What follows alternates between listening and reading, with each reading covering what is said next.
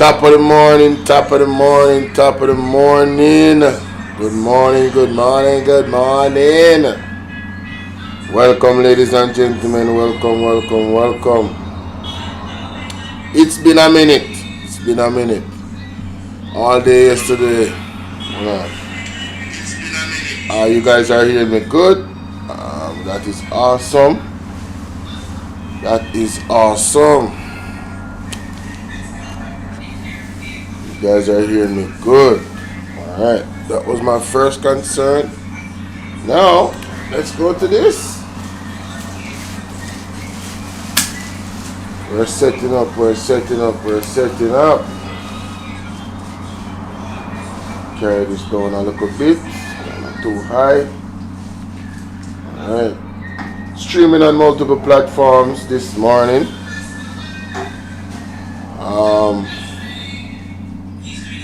Didn't do a comprehensive live yesterday, but I put out some videos, some important content, and if you guys have not viewed them, I want to invite you to go ahead and view those videos. Alright, this is going to be one of the most serious live streams I ever did. The Titans Andrew Holness is in a pickle, ladies and gentlemen.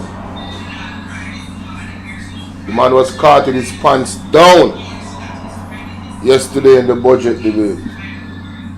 Tried to laugh it off, but he was visibly uncomfortable.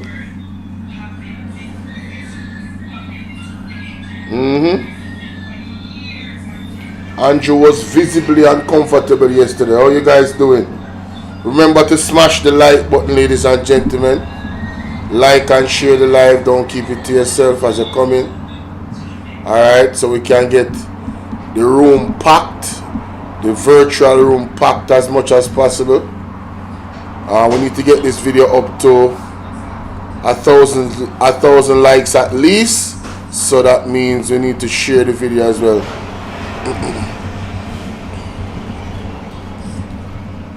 To get that.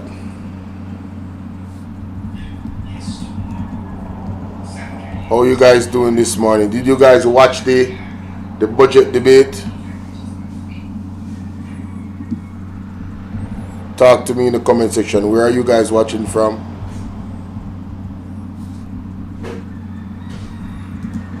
Let me know, let me know, let me know.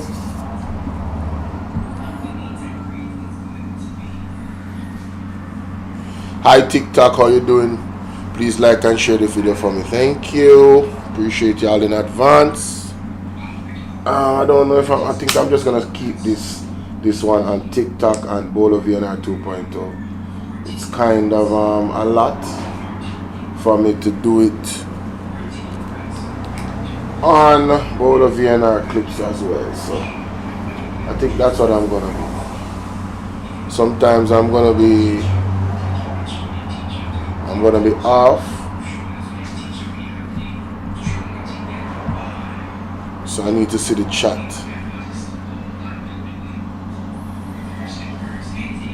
I need to see the chat so I can interact with the people. Alright, so who is in the building so far? Who that me see this? We have Trev Simpson. Good morning. Watching from South Carolina, USA. Big up yourself, big up yourself. Thanks for joining in. Let me know on TikTok where you guys are watching from, alright?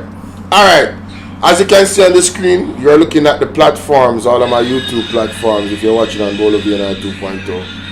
So, we have Bolo VNR Clips, Bolo TBV, Bolo VNR, and Bolo VNR 2.0. Norma, how are you doing this morning? Good morning, good morning, good morning. We have Bob, thanks for the likes on TikTok. Aries Queen, I see you. Fire Ass, big up yourself. Like I said, just help me out by liking and sharing the video, alright? Alright, let's get into this, ladies and gentlemen. We don't have a lot of time. I have to maximize this time as much as possible. We're gonna start off like this. Blessings wherever you are watching from. Share this live, like the live. Let's get into it, ladies and gentlemen. A corrupt government.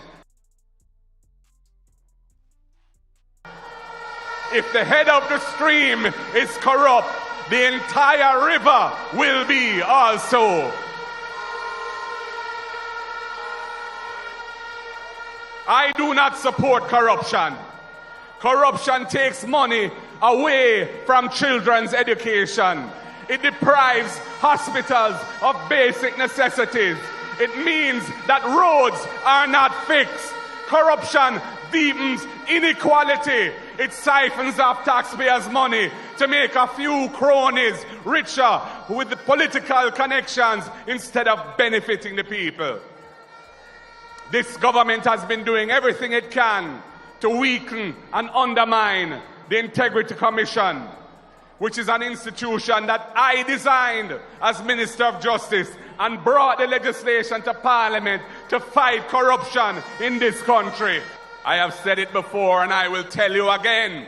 Jamaica cannot move forward without a government built on integrity that embraces principles of good governance in this country. That in principle you believe that NHT funds should be ring-fenced to be used for NHT contributors? It should be ring-fenced to use for the objects and purposes of the legislation, yes. So let's just say the court ruling goes either way. Let's say there is a court ruling that says, no, actually, the government can use it for whatever it wants. You have your belief in principle. Does that mean that as Prime Minister, you would then follow through on those principles? Yes, my either principles amend the law if necessary, yes, and ensure, in fact, that the dipping into the piggy bank doesn't occur. And I tell you why. That's a commitment? It stands as a commitment. And I tell you why. There is a point of view that all public funds should be pooled, whether they are in trusts or that, you know, having the public sector funds fragmented in this way doesn't help the central government. But then there is also another view that there are some funds that belong to account holders, funds like pension, funds like the NHD, and those funds ought to be totally excluded because technically they are the private property of contributors. You know, I read the columns and I hear all the discussions. What I find is that people are very willing to just accept what is presented without a thorough interrogation of the options. Because you see, implicit in this argument which is being presented that this is a time of crisis, this is a matter of national importance, there is this great urgency that we must treat the law as a matter of convenience. And that is the danger of this debate. Convenience. I don't believe that the legislation that is presented here in any way perfects the intentions of the government.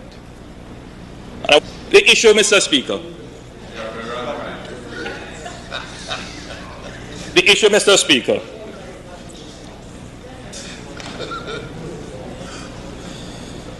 is that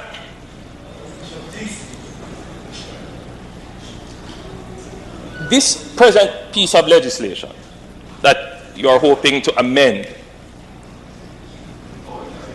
does not in any way relieve the consideration that you are taking private funds.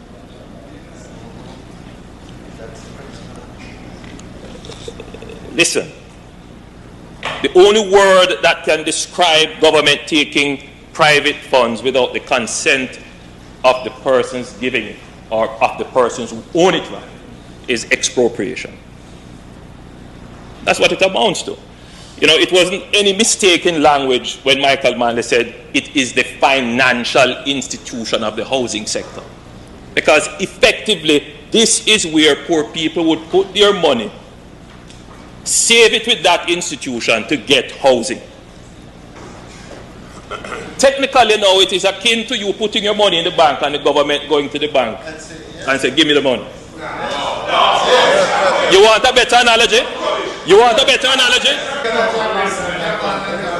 Oh no, that was good, but I'm giving you a better one. A better analogy, Mr. Speaker, and I'm sure everyone in this country will understand.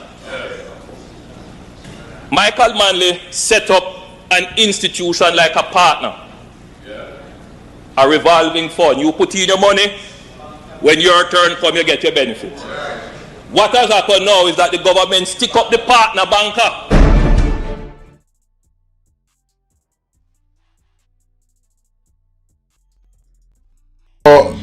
Over here, Andrew Holness.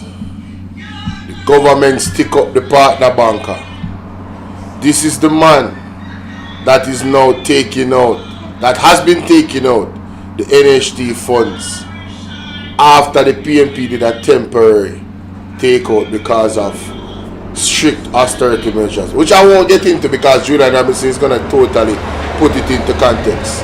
But I wanted to first go back to where he went with it, making a commitment on live television, telling us the people that, listen, no matter what, even if the law change, we're not going to touch the money, because in principle he believes that that money is for the people of Jamaica. Splash, did you miss you? Matthew, big up yourself. Alright, big up my moderator them, and big up my my members, big up TikTok on the like and share. Alright, so we have to put that on record. Let us not forget, ladies and gentlemen. Let us not forget. Alright? Now,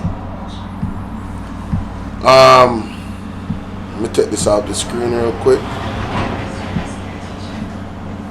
I'm gonna go to the Titans for a second, and then London 45, and then we go to Julian. I know Julian, I tell you, Julian Robinson made us proud, ladies and gentlemen. Spoke the truth. Alright, so in this one, ladies and gentlemen, the Titans destroyed Big Mama, aka Cliff Hughes. I mean, totally destroyed Cliff Hughes. It's not even, it's embarrassing. Listen to this. Listen to this, ladies and gentlemen. But I get mad when them see that little piece of thing now. Because this is what I see the guy for charge with treason. Here we come out time out now. With him lie. Just hear this. We never play it. Hear this. Rubio and Trump. Some credit here. Because we heard. Remember play it back on your ear when I say I make you finish talk. Imagine Rubio and Trump credit for what? Him betray the country with him lies. Hear this. Hear this. Rubio and Trump. Some credit here. Because we heard first that something was amiss from Trump and Rubio, his Secretary of State. That's when we heard first. And I noticed the Jamaican government did not come out and fully declare what we are learning until the Cuban government last week. Some credit here. Because we heard first that something was amiss. That's what I play for you, because me no wanna come head when we play a part. Just one back that thing. This is a treasonous talking.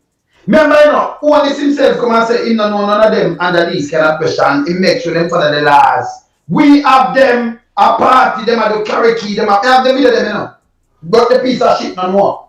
We have people talk to them all over Jamaica, them so nice. Them all, some of them all get married and all kind of things. People love them, and they love Jamaica. So the whole of this for this piece of shit, I get Trump and Rubio, say them carry out, them bust this. It make it a true fucking lie. But the man you take up for foreign power, against some one people, and I chat him fuck with. Him to come out for the year. Him is not being tell Cardell Green, We tell Cardell Green to take off this piece of shit half of the year. Because if not supposed to operate at the space, if delinquent, and all them come and do is chat pay fuck and tell pay life for Andrew is back in the JLP administration. led by a criminal, the crime minister Andrew Holness. Yeah? So when Nancy thinking big dirty swarty mama come out and I say, Rubio and Trump deserve credit for exposing what? Lies? Because none of what them say are not true, you know. None of what them say are not true. We all know that the relationship with Jamaica and Cuba commenced under Michael Manley administration 53 years ago. We know that for a fact. And we know that there has never been any problem with that contractual agreement that Jamaica and Cuba have. Yeah? It's only recently now we are hearing about problem, and when we hear it recently is when Rubio come deliver the message from Donald Trump to Andrew Holness and Tufton as it relates to getting rid of the Cuban medical personnel, yeah, from Jamaica and sending them back home. All what they have said are lies as it relates to the program. They're talking about, you know, inhumane condition. Them talking about all type of thing like passport. Together and band. Them talking about, yeah, people totalize like people under bandage. Yeah? But when you play the video, what we see the people do? We see the people are totalize and enjoy Jamaica. Well, I'm not them in a Jamaica and people, and them allow people play them play them own music, them are do karaoke, you know. Yes. Them they are carnival last year that them they are carnival. Right now, every week them enjoy themselves, them do them karaoke, them have them one club, them play them one music. Them that nurse, you see what I'm saying? Wayne, the video where you just play a Latin music and I listen to, you know. Alright, and them have them flag and everything with them big up them thing. Yes. These are people who are not suppressed. These are people who are expressing themselves in Jamaica. You understand? And are people that are being well loved and appreciated by the Jamaicans who seek their medical assistance. You understand? The work that they have done over the 50 years, you know, is undisputed. Because we have not gotten any form of this type of numbers in terms of medical personnel from anywhere else in the world. It's always Cuban. It's always Cuban. Let me say something to you. See them there work road, 75 work road, them up there, them have them plug up there, everything. See there? I bet you not put it on right, Jam. Him right. Them and them over, them and all same everything. But let me tell you something. Where Big Mama them, you don't know this Big Mama. Yeah? Him right. Them have them plug up there. Them got them club them there everywhere. Them the inner every parish people angle them good. When we say good, great. Yeah? So the lie where you come tell and boy you're back, that is treasonous. With a big dirty lie. Remember, you know, and these are the same big dirty thinking Mama was saying here, people that are about rape. These are the same big dirty thinking Mama said the woman all that same ocean white said the woman what's in her pantan? She would love you. All the need to go. Everything out of that piece of shit mouth a lie. We prove it too now. The woman have no. You need to come after the hearing now, man. You need to come after the hearing now. And the public, the people in Jamaica have to demand that because he's telling pure lie.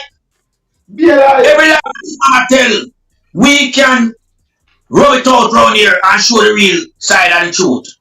You understand? So this man must leave the media circle alone. You can't have a media house to come out and lie on behalf of the government. When the government has done harm to the citizens of the country, him come out and defend the government to the T. And also now implicate Rubio and Trump, so them deserve credit to expose what? Lies. Hey, Big Mama, you want cat and nine, man. You want 5,000 lashes in and 10,000 when you come out, if you come out. Because them liar, you know, gone beyond report, you know. You understand? We can't take them right now. You understand? This man now, what this man simply doing, you know, is come discredit the Cuban them, you know. In a sense that him and the government are doing, you know. Discredit the people, them. And no. So them can't move out in the country. Them under bandage. Which the people them have to curricate them. Then they the new Kingston, them everywhere now. Them party. You don't even know so they eat them party, them video it. Me have them. Big Mama is not back road in the gully. That's why Big Mama don't know about them and them party. Cause Big Mama itch up on a back road and when they know they are back road. Him there in a Rookben gully. Rookben Road gully. We run through New Kingston, that piece of shit. You understand? This is what I'm saying now. When a society lose its identity, you know, and them garbage there, and them nastiness there, as part of the society, it's bad for the country. Because you can't tell what I was reading.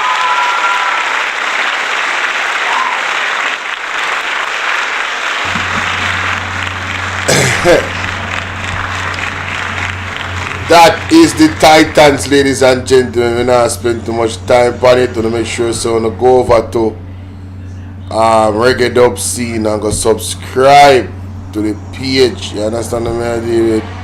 One Miss Away Loan, some Byron, and of course Melting Pot. I understand. We're moving on.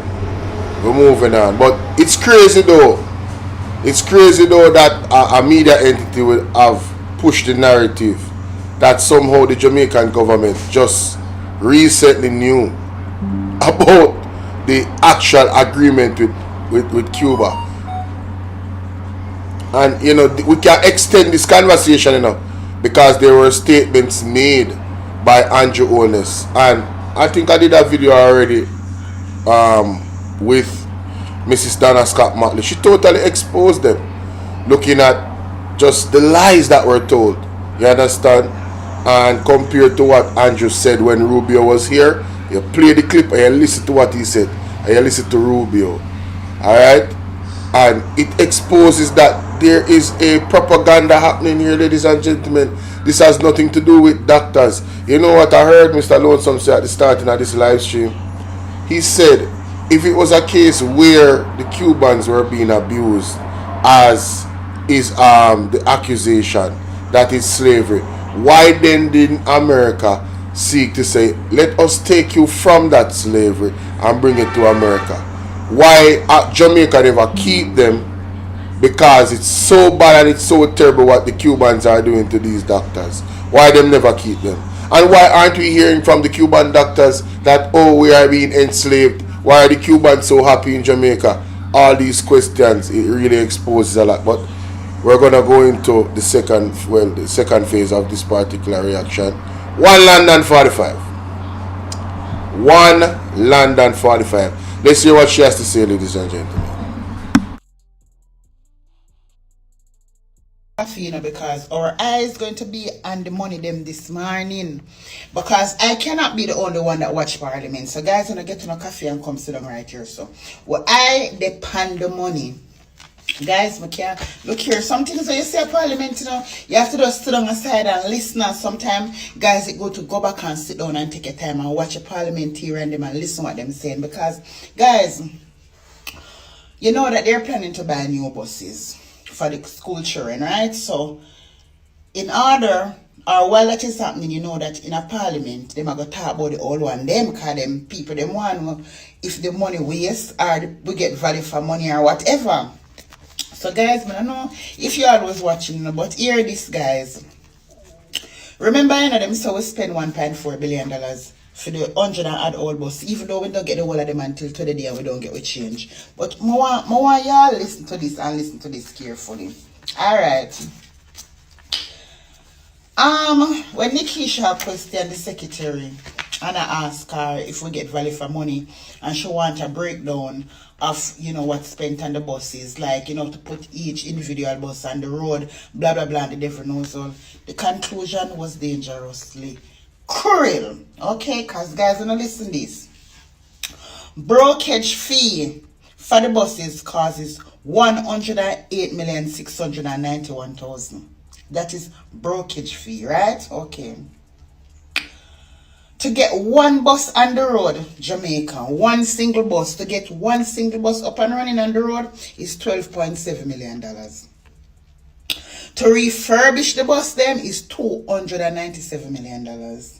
We are taught that they retrofit them when they move the door, change the seat them, change tire, and make them make over the bus them, guys. They claim they make over the bus them. Anyway, maintenance $9 million. Cost and freight $543 million. No, Jamaica. Showing all these people are thief taxpayers and I use the money do what they want do and them come out here come tell lie. Where and Jehovah God's land we spend all of their money here? Me want know, cause only one place the money I spend are in the people them pocket. It's in them damn pocket. And 19 of the bus them catch a fire. 19 of the bus them catch fire. Okay? So I want to know where them spend their money there. Anyway, guys, I am trying to do a proper investigation because I realize that Nikisha try get one straight conversation in a parliament till Peter Bunting affair intervene. Because the secretary, I don't understand, she can't give away a complete answer. Because certain question that we're trying to find out, value for money, we're trying about inspection, pre-inspection and all of them things there. And to how I'm seeing it, the buses, no matter what corner they go around, these buses, those buses, they were never inspected to prove that guess what happened, they're fit for the road. What they did is basically them no say the bus them inspect and them never say them fit for the road. That's why them just claim them spend up how much money for bill over about the money them for make it meet the requirements to put it on the road. Them people are generally, you know, them are liar than them are thief. You no better believe me. Alright, guys.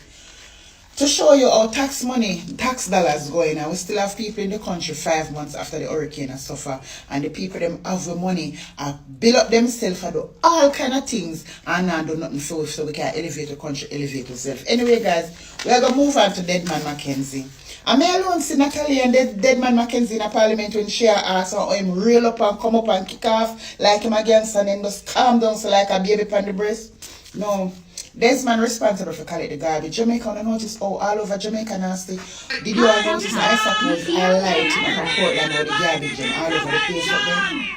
Because they collect the garbage. When Natalia say for more funding it one for do this, they say, all your garbage man, I've spoken to garbage collectors who told me that they haven't been paid in 3 months. I mean, here Deadman Mackenzie in the parliament I say that is not true. He makes sure so them pay is a liar because I have 4 garbage collector number. 4 of them number I have, and 3 of them told me that they has not been paid for over 3 months. This month I go back 4 months. You too liar wicked. Anyway, hurry up and pay the people them. I don't need to clean up Jamaica. Jamaica is very nasty. Made it soon with broom.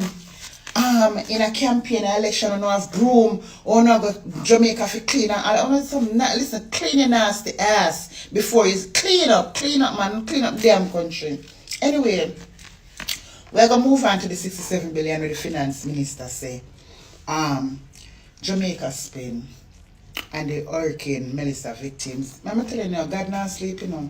And you have a special individual on here always say you ever call on God and God not help. Nothing don't happen before the time. Nothing do not happen before the time. These people are some patacat and them are do it right in front of your face. And you say, Mr. Holness, you say, you, Mr. Holness, the head of the patacat. I don't know what is going to become, but them tell us something. Them say be careful what you do because it will fall on your children. And always remember say you have 2 daughters. Always remember say you have 2 daughters because what the Jamaican people is undergoing, they are undergoing some spiritual spell. This cannot be right. This cannot be normal to see that you guys are eating the country away, stealing from us, do nothing right. And at the end of the day, people are afraid to go out there because they are afraid of you, Mr. Holness. You set everything for the people them afraid of you. You set everything for them, them afraid to go protest. Every God Almighty thing. Listen, I don't know what is going to become of my beautiful Jamaica that I love and adore so much, but the most I can do for now is talk. I mean, I'm going to stop chat. That's 67 billion there. $67 billion there. Probox, aka Pearl Dynasty, Anti-Flavor is a damn liar. You and Deadman Mackenzie need to go home. And 9-9 party alone enough to go. I'm not too liar and wicked. Anyway, guys, we're going to move on to the fiber farmers. Okay, Mr. Holness, the fiber farmers in St. Elizabeth, and those are persons who farm like goats and cow. Fiber farmers, they are worried and they go at them and they call them a dead hungry over this story because them can't move them from point A to point B because they don't have the tag on them.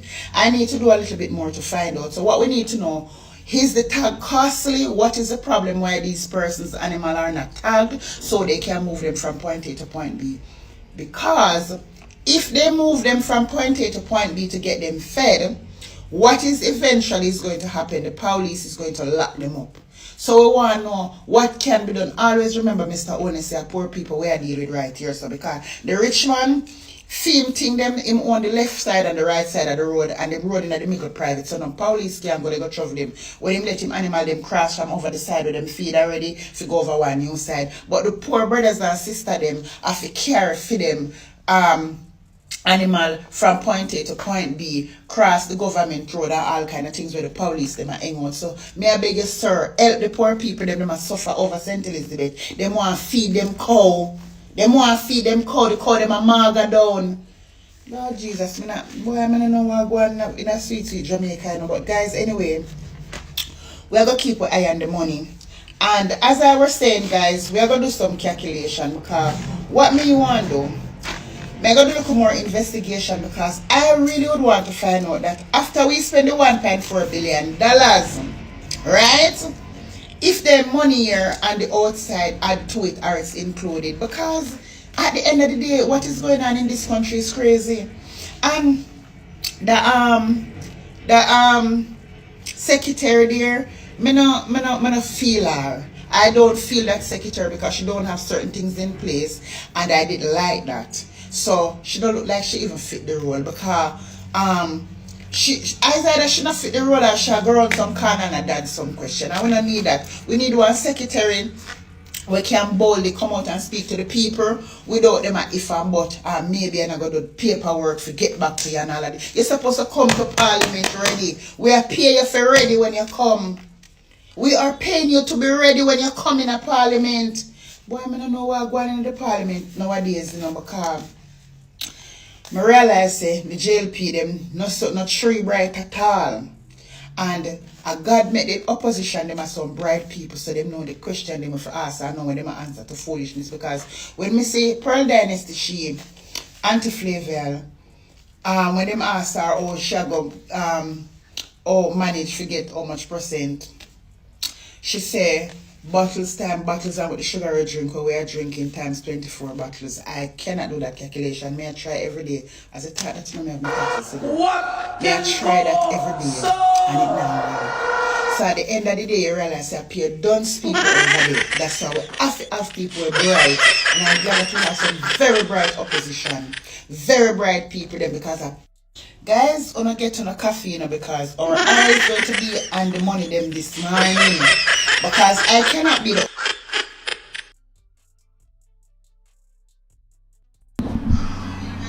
time come Jamaica. Time come. The man might get caught and I lie them one by one. Big up London 45. I don't even have to say anything. I love how she do her thing. You notice how she have her book and she question the numbers then. How is it the boss cost this retrofit? Them the amount, that amount of money. Like, come on, why you don't just buy the new bus then? This was all a sham, ladies and gentlemen. All of it was a big sham. That money, everything gonna be revealed still. I think it's September, them say the Auditor General report is coming out. MOCA is investigating. MOCA. Make sure so don't come out credibly, you know. Make sure so we're not talking about a line with what the Auditor General are talking about, you know. Okay, we don't talk.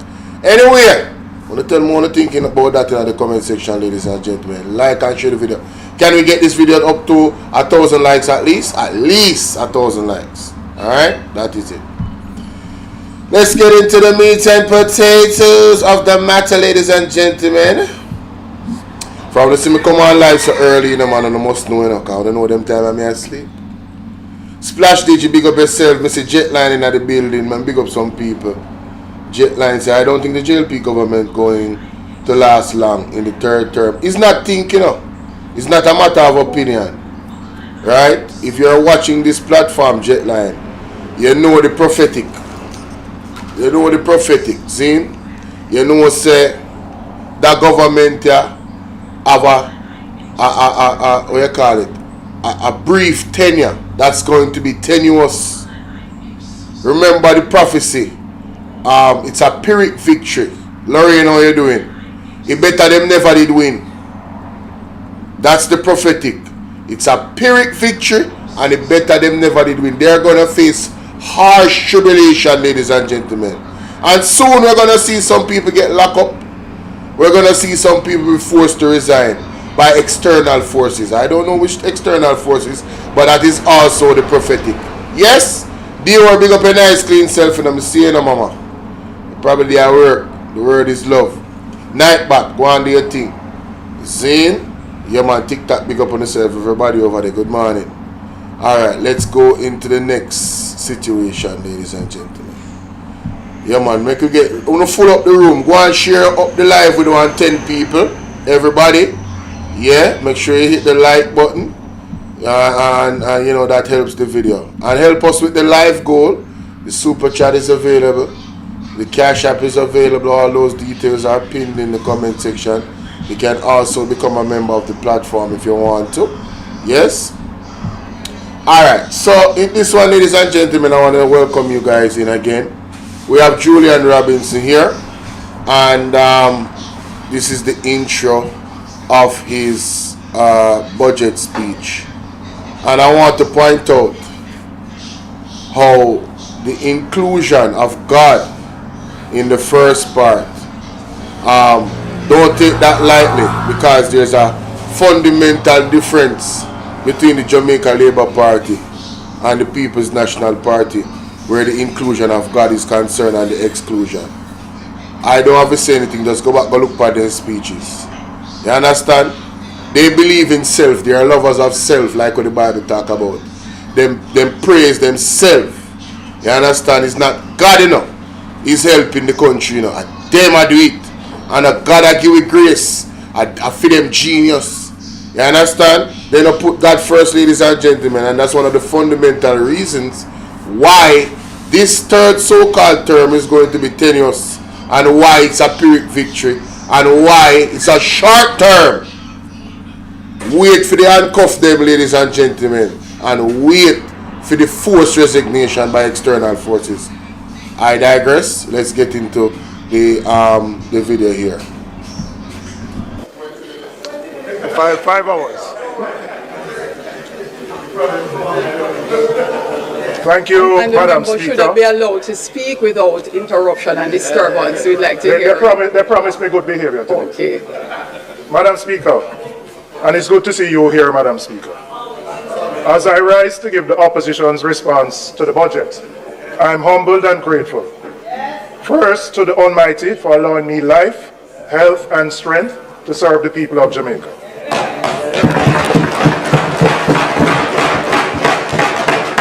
I'd like to thank my family, my father, who instilled in me my motivation for public service, my wife who is here, and my children.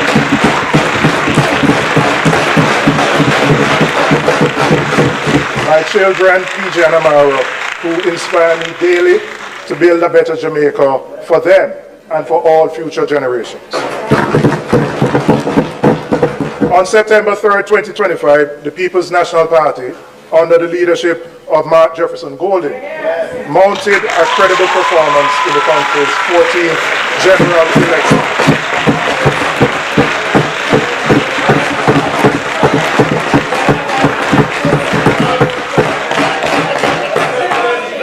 I would like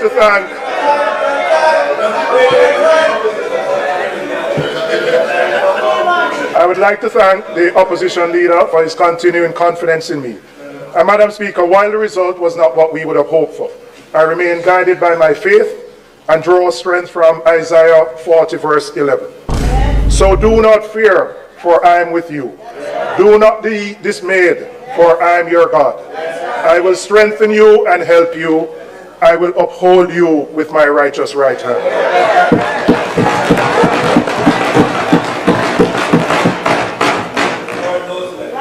Madam Speaker, we doubled.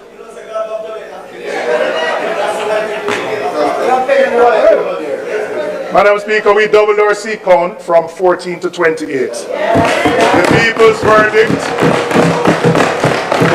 verdict was close, and the mandate to hold this government to account is clear.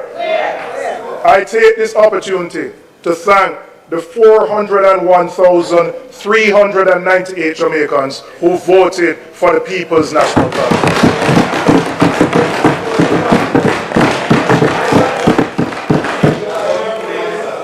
I thank you for continuing to believe in us. I have to say a special thanks to my constituency. I'm here for the 4th consecutive time.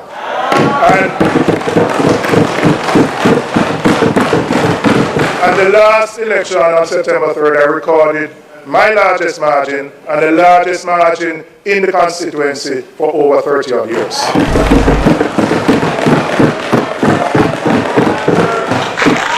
I want to recognize the team because we all stand here as individuals, but behind us there are countless volunteers who work night and day to ensure that we stand in this house. So I want to acknowledge His Worship the Mayor, Andrew Swavey, Mayor of KCLC. My other councillor, Jesse James Clark. The leadership of the constituency, I have a constituency secretary who has been in that position for at least 40 years. And every time we come here, Madam Speaker, I say we have to find a way for the secretaries and the drivers to ensure that they get pensions. Right?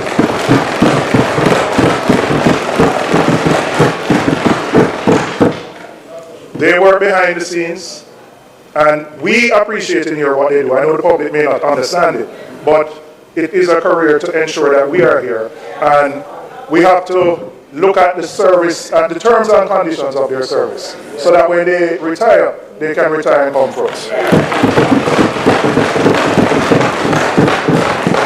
One of my constituents celebrates his birthday today, the man from Price Lane, and I have to big up Keith Brown. Alright? And for all the other workers and supporters in my constituency, I say thank you for your continued support, and I will continue to lead with integrity, accountability, and transparency. Madam Speaker, late last year, and Maxine is my mentor, and I learned my politics from her, and church brother, at every occasion, I acknowledge the role she has played in where I am today. Madam Speaker, our country was hit by the catastrophic Hurricane Melissa, one of the most destructive natural disasters in living memory. The trauma and grief are still with us. I want to offer condolences to the families of our 45 brothers and sisters who were officially recorded as having lost their lives. Yes, we are resilient people, but for many of us, the weight of that trauma, that loss, and that grief still sits heavily on our hearts. In addition to those who lost loved ones, hundreds of thousands of Jamaicans lost their homes, their livelihoods, their livestock, everything they owned. And for them, the crisis is still not over. For many Jamaicans, months after the hurricane, it is still a daily battle to find food.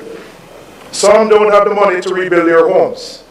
They can't find a zinc, they can't find a board, they can't find a blocks. Some of them are still sleeping in their cars. Melissa affected the entire country, but she took direct aim at the western parishes and inflicted the most damage there. And it's not just an economic toll. Many become anxious when rain set up to fall right now. We stand in solidarity, Madam Speaker, with all of those who are still recovering from Hurricane Melissa. The alternate side of this disaster was the massive contributions of relief and recovery support from Jamaicans at home and abroad, locally and in the diaspora. In addition, we thank the overseas missions, the international partners whose support made a real difference in the immediate aftermath of the hurricane. There are too many to name right now. But for those who, some sent a barrel, others made donations, people volunteered their time. Jamaica appreciates you and appreciates the contribution you have played in ensuring a recovery.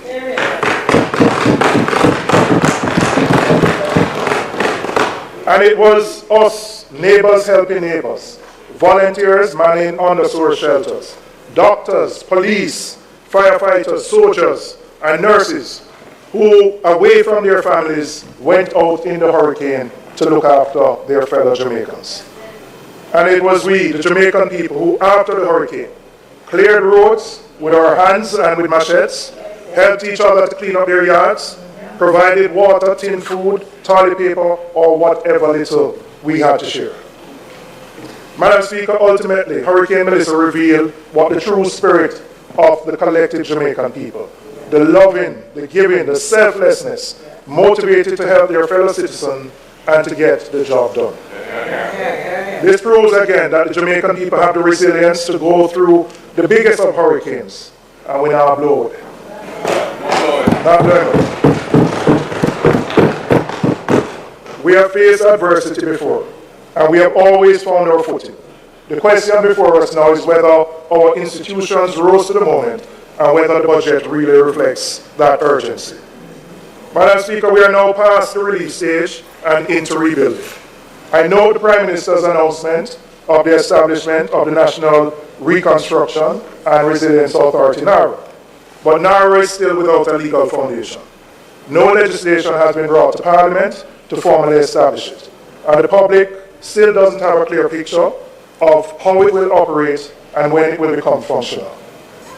Similarly, I would say in light of the disruption in the West and the rest of the island, the $10 billion roof grant program, while important, is simply not enough to meet the needs that exist. Hurricane Melissa devastated Westmoreland, St. Elizabeth, huge parts of St. James, Hanover and Trelawney, but also affected other parishes, St. Anne, Clarendon, Manchester, and others, who experienced significant damage. Almost 5 months since Melissa, there are still hundreds of Jamaicans who go to sleep with no proper shelter. What is the plan for them? Madam Speaker, now let me turn to the estimates of expenditure. And I would want to start with something simple. A budget is a government's clearest statement of its priorities. So when I listened to the Minister's presentation, it did not address the scale of the disaster we face. It read like a budget being business as usual, which cannot be right when there are thousands of Jamaicans who lost their homes, their businesses, farms, livestock, and everything that they work for. I want to turn to look at the revenue measures announced by the government. And I particularly, before I get into the economics, I want to start with the people, because that is where the conversation belongs. There's Miss Margaret in Sablamar, who lost her entire shop in Melissa. She has been borrowing to restock, but she's not back to where she started. There is James in Montego Bay who runs a small transport business. His vehicle was damaged. He's still paying to fix it, but he's not yet back on his feet. Madam Speaker, there are hundreds more who were affected by the hurricane who are not back to where they were before. They will now pay more on their grocery bills when they go to the supermarket, because the government has chosen to impose a new tax package of $18 billion. Madam Speaker, increasing the burden on ordinary Jamaicans, average Jamaicans, through higher taxes is not the right call at this time.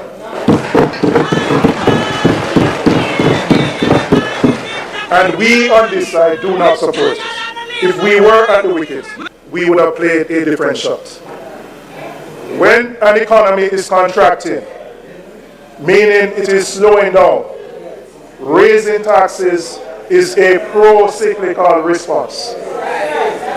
What that means in practice is that you are applying pressure in the same direction as the problem rather than against it. The economy is already shrinking. The tax base has weakened, first by 10 years of low growth under this administration, and then by the hurricane. Businesses are earning less, households are spending less, and the government's chosen response is to extract more revenue from an already financially stressed population. That does not sustainably address the fiscal challenge. you are compounding the economic problem. The more appropriate response in these circumstances is what is termed counter-cyclical. And what does that mean? You push against the slowdown in the economy. You stimulate activity and create the conditions for the tax base to recover organically.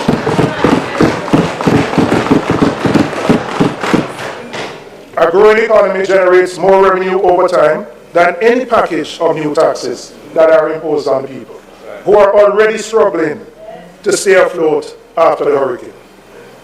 And beyond the timing, Madam Speaker, there's a real question of who carries the burden of these tax packages. The measures which were announced by the Minister all fall disproportionately on those with lower incomes, including the elderly, the very people who are still struggling to recover from Melissa.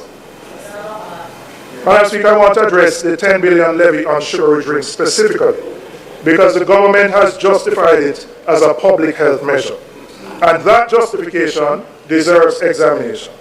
And let me say from the outset, we share the concern about the impact of sugar on the population and how that is impacting our healthcare system. The level of sugar consumption is a genuine concern and deserves serious policy attention. However, where we part with the government is what is being prescribed as the solution to that problem. If the primary concern is about reducing sugar outcomes, the government has more effective tools that can be used to do so.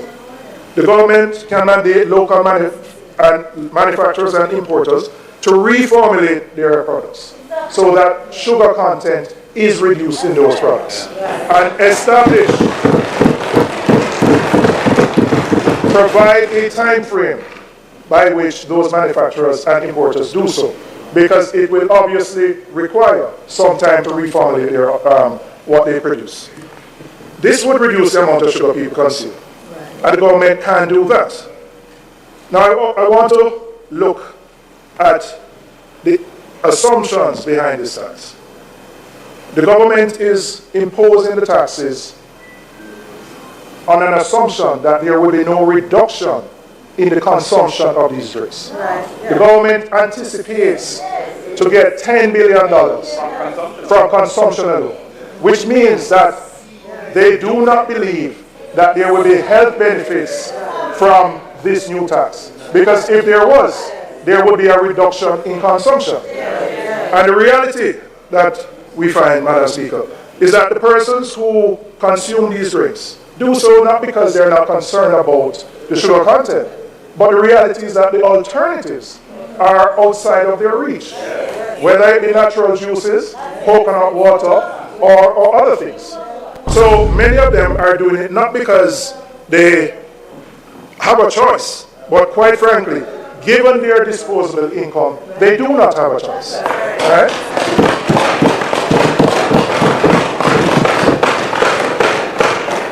And without providing options which are healthy at a reasonable cost, all this tax will do is add a financial burden to those persons, many of whom are at the lowest end of the economic ladder. So, Madam Speaker, we do not believe this measure, apart from raising revenues, will have any desired impact on reducing consumption and increasing the health outcomes. The government also has other options. The government is one of the largest providers through the school feeding program to children. The government needs to ensure that what it provides meets the nutrition, the adequate and proper nutritional content for students. Many of the, whether it's the cherry malt or the Bolo or what is provided, is not consistent with reducing sugar. So if we want to meet the health outcomes, let us start as government with how we formulate the products that are sent to our schools. And we would have the desired outcome of reducing sugar in the level of sugar that is consumed. I want to turn to the environmental levy. The name of the tax suggests that the cash...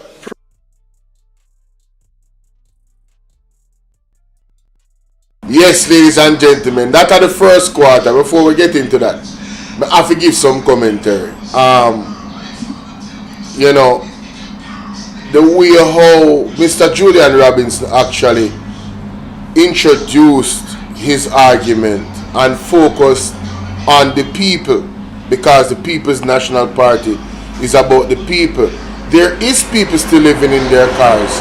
There is people still homeless right now. After 5 months, I went to St. James yesterday. And there is a scheme in St. James. Lady, I don't remember the name of the scheme. And let me tell you something. The amount of tarpaulin that is on those roofs. I could not believe it, Jamaica. 80% of the house them in the scheme of tarpaulin panic. Me I talk about scheme now, we are gated community, you know, of tarpaulin pan the top, you know. If me never see it to myself, I won't believe. People out there need help. And them in a better situation than most people, because a part of their roof gone. Some people not in the house at all after 5 months. And the government pats itself on the back to tell the people, say, oh, we are doing a great job. And then they come and deceive the people, wanting to tell us the reason why them attacks the people is because them care about them health. They are deceptive snakes, they are serpents. Them is wicked. All they're looking at is that them want money, them no business about people health. Mr. Julian did not just criticize them, he gave them options, clear, logical options, and a genius business. You just have to have some level of care of the people. The people them cannot afford expensive drink, them were more healthier for them. They just cannot afford it. And you decide to tax the hell out of the things them with the poor people. Them is wicked. And this taxation where the government come with, the response of the people should be a resounding, everybody take it to the streets. But because of politics, you sit down and you suffer. So you go and suffer. Because on a PMP alone I suffer, I'm sure about that. On a JLP alone I suffer. All the people will never vote I suffer. So you go and suffer in a silence, man. Not say not, man. Because you go and easy and free the Andrew Holness and don't take it to the streets. When you're not dead for hungry and the people them are dead for hungry. What the hell can go so? When there's other options, the man even went as far as the program of the government actually is responsible for feeding the children. What is the meal concentration in that program? What is the meal concentration in that? Is it heightened with sugar? Duh! They don't care about the people them. They don't care about the people them. They don't even care about the children. It's all a way to tax the hell out of the people and forget the money. The bottom line is getting the money. Period. But I digress. Big up Mr. Julian Robinson in this first portion of his conversation. Alright? Remember to like the video, share the video, get the video to 1,000 likes. Excuse me. My side, the people that really support Bolo VNR 2.0, share this on the status, please. Share this on your share this to 20 people in your contacts. We never know about this channel, we never share it to ever before. Whether them come and they click it or not, regardless, I need you guys to share it. Alright? It's expansion time. Let's get to the next part. Ladies and gentlemen. Of reducing sugar in the level of sugar that is consumed. Alright, so we're going to pick up right where we left off with Julian Robinson in the second portion. Alright, let's go. Remember to like the video, share the video, subscribe to the platform. You're welcome to become a member as well. Alright, the memberships are open. And don't be shy with the super chats. Let's get.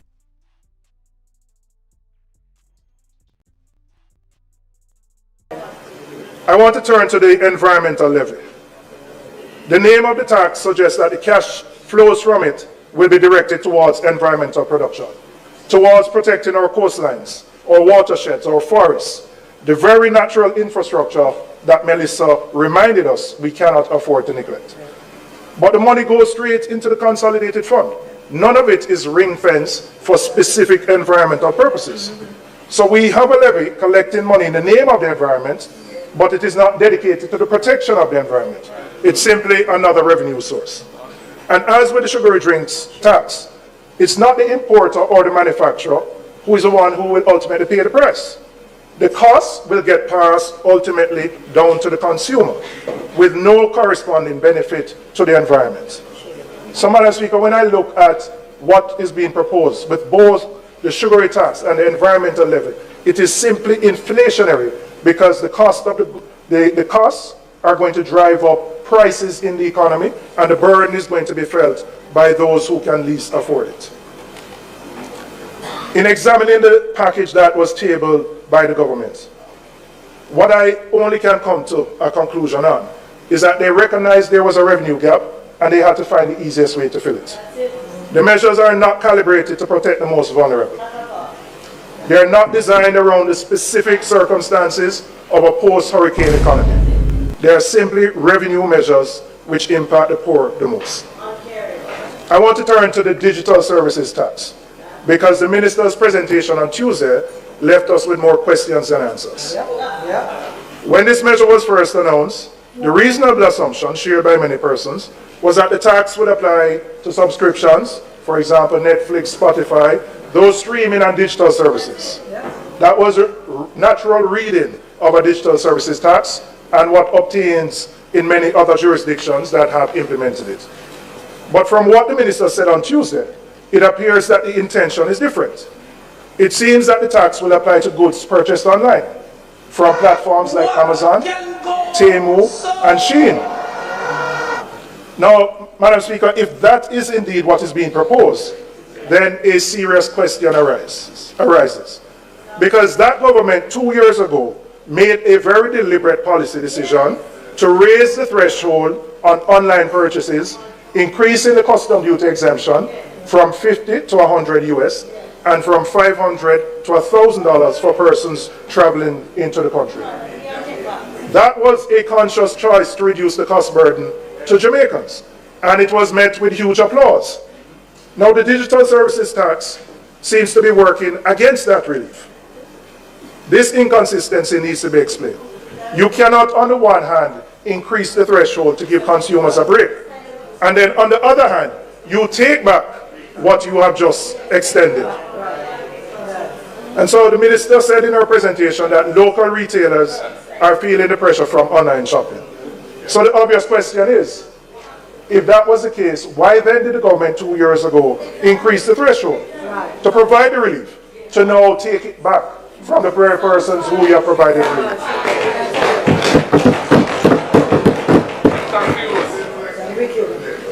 And beyond the inconsistency, there is a vacancy, and it was met with huge applause. Now the digital services tax seems to be working. It was met with huge position to raise the threshold purchase online from platforms. When this measure was first announced, not designed around the specific circumstances of a post-hurricane economy. They are simply to pay the price. The cost will get passed ultimately down to the consumer with no corresponding benefit to the environment. So, Madam Speaker, when I look at what is being proposed with both the sugary tax and the environmental levy, it is simply inflationary because the cost of the costs are going to drive up prices in the economy, and the burden is going to be felt by those who can least afford it. Oh, sorry about that. So, I have to go over this part, alright? Julian Robinson just exposed how the sugary tax and other things really don't align with helping your health and stuff like that. In this one now, he's looking at the digital services and other things moving forward. So we're gonna get into that. I'm curious about the digital situation because even when it came out, there was a lot of confusion. There was a lot of uncertainty. Persons in the field, the experts that came out, they were like, well, I think it means this, I think it means that, but we'll have to wait and see. That's what I was hearing the whole time. So now she came and spoke on it, and now Julian Robinson is going to respond to that. God is good all the time. Alright, let's get it. In examining the package that was tabled by the government, what I only can come to a conclusion on is that they recognized there was a revenue gap and they had to find the easiest way to fill it. The measures are not calibrated to protect the most vulnerable. They are not designed around the specific circumstances of a post-hurricane economy. They are simply revenue measures which impact the poor the most. I want to turn to the digital services tax, because the minister's presentation on Tuesday left us with more questions than answers. When this measure was first announced, the reasonable assumption shared by many persons was that the tax would apply to subscriptions, for example, Netflix, Spotify, those streaming and digital services. That was a natural reading of a digital services tax and what obtains in many other jurisdictions that have implemented it. But from what the minister said on Tuesday, it appears that the intention is different. It seems that the tax will apply to goods purchased online from platforms like Amazon, Temu, and Shein. Now, Madam Speaker, if that is indeed what is being proposed, then a serious question arises. Because that government 2 years ago made a very deliberate policy decision to raise the threshold on online purchases, increasing the custom duty exemption from 50 to 100 US and from $500 to $1,000 for persons traveling into the country. That was a conscious choice to reduce the cost burden to Jamaicans, and it was met with huge applause. Now the digital services tax seems to be working against that relief. This inconsistency needs to be explained. You cannot, on the one hand, increase the threshold to give consumers a break, and then on the other hand, you take back what you have just extended. And so the minister said in her presentation that local retailers are feeling the pressure from online shopping. So the obvious question is, if that was the case, why then did the government 2 years ago increase the threshold to provide relief, to now take it back from the very persons who we are providing relief?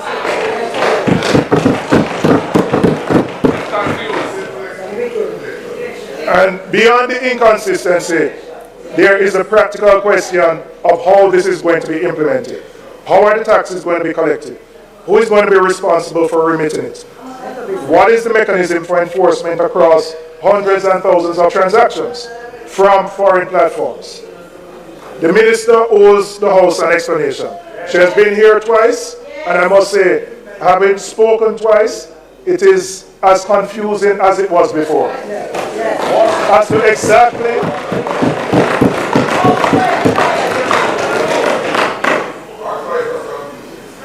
so I expect the minister, when she comes in her closing, to give a clear and complete explanation of how the measure will actually work and how it will be implemented. Madam Speaker, I want to talk about the NHT and specifically about the 11.4 billion extraction from the NHT each year. The government has been extracting money from the NHT.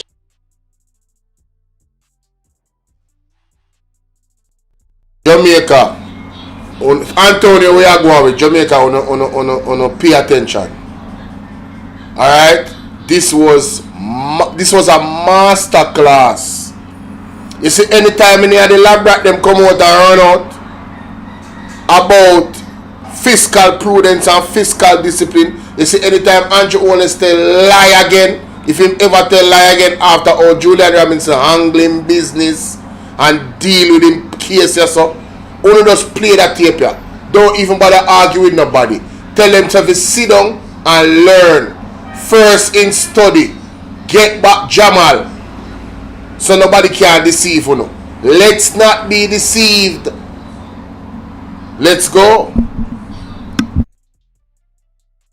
For over a decade. Yes, we acknowledge it was the PA4 billion extraction from the NHT each year. The government has been extracting money from the NHT for over a decade. Yes, we acknowledge it was the PMP that introduced this measure in 2013. And I believe Absolutely, and I'm going to give you the context. Because you spoke about the 20-year rose, who you wanted to give a historic perspective in. But I notice whenever you talk about the economy, you don't want to talk about what happened between 2007 and 11. You conveniently leave that out. So when you were talking, you have added 15 minutes to my presentation because I am going to give the perspective and I'm going to give the context.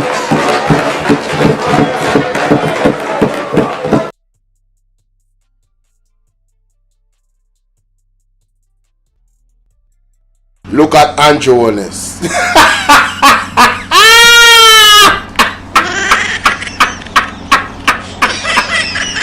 No! Oh Lord, let me screenshot this. Why? Hey, when you step in at the ring, in the boxing ring, and you see a life a flash in front of you, because you know say you're about to get knocked out, and you know so you might not recover. You might not recover. Andrew Holness is staring into the abyss at this point, ladies and gentlemen, saying to himself, damn, why did I say that? Shit. Julian Robinson go, yo, Jetline, Mr. Julian Robinson go destroy Andrew Holness right now. Without further ado.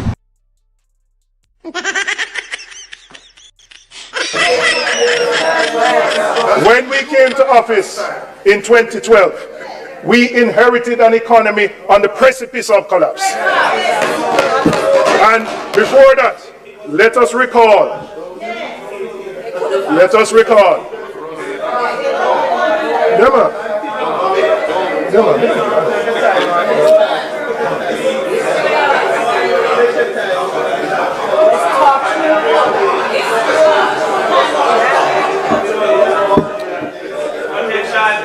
Member from East Central, St. James. You know I consider him my father, so you have to listen to me when we talk, alright? But before that, Madam Speaker, we need to recall that the economy experienced 14 consecutive quarters of negative growth between 2007 and 2010, only to achieve a mere 1.5% growth in 2011. In 2011, the JLP abandoned and effectively ended the 27-month standby agreement with the IMF. And when I say abandoned,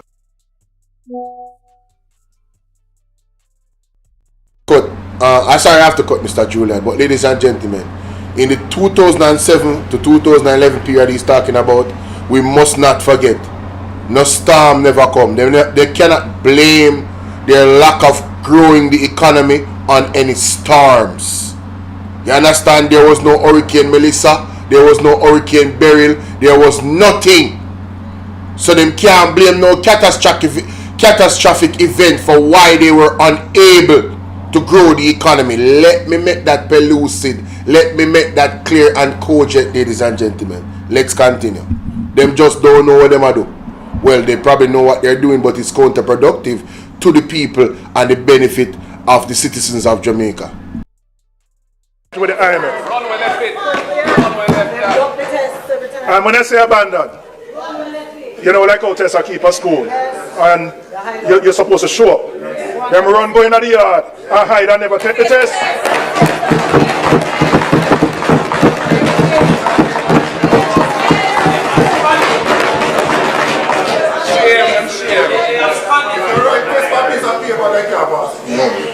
Because of how badly the JLP dealt with the IMF agreement, Jamaica was effectively shut out of the international capital markets. Our international financial partners had lost confidence in the country's financial management. We inherited that situation and had to renegotiate the IMF agreements from a position of considerable weakness. That agreement was one of the most demanding fiscal programs ever imposed on any country borrowing from the fund. There was a primary surplus target set of 7%, that Jamaica was 7.5%, that Jamaica was required to maintain, which was among the highest ever demanded by an IMF agreement. In fact, it was higher than what was demanded of Greece during its own debt crisis. That is the mountain we were given to climb. The NHG withdrawal at that time was one part of a broader package of measures designed to meet that primary surplus requirement. It was not a decision taken lightly or casually. It was a hard choice made in extraordinary circumstances with the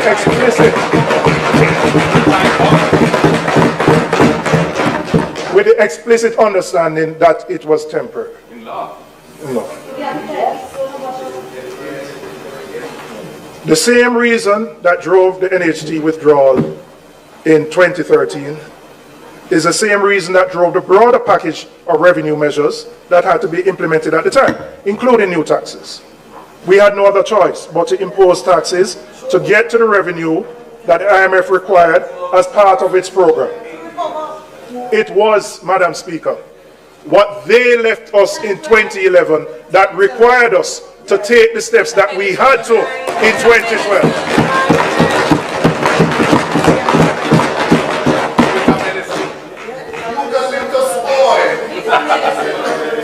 The hard choices, and I want to look at this chart, because the minister used it on Tuesday and said she wanted to explain to the 20-year rules, right?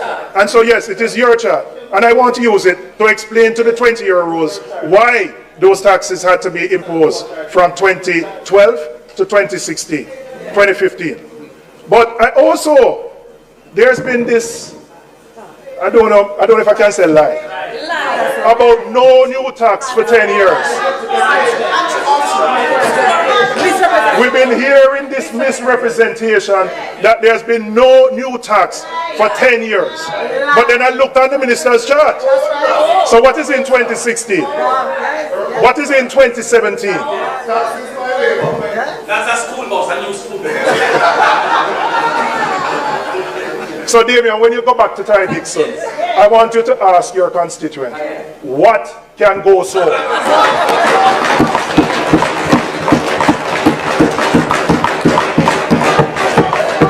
Madam Speaker, the hard choices that we had to make have worked.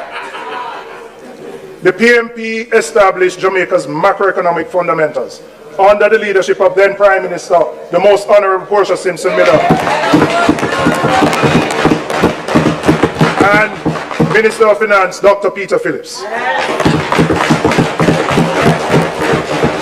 They restored the confidence of our international partners. They put this country back on a credible fiscal path. The economic stability that this government inherited, they benefited from what we built from 2012 to 2016. No, Madam Speaker, if we're going to have a history lesson, we must just do it honestly. We can't pretend that everything on this side has been great, but give the context. Don't come here and give a half story. Leave out your term from 2007 to 2011, like nothing never happened. That we just get up in 2012 and inherited some better roses. Give the proper context so that the same 20-year-olds we are talking to will know. Tell the people the truth.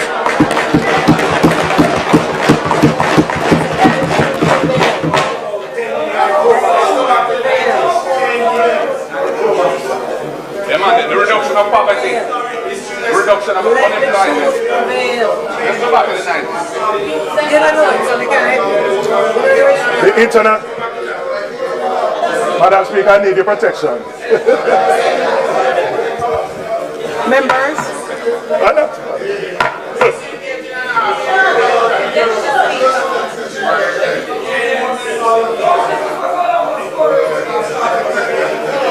Madam Speaker.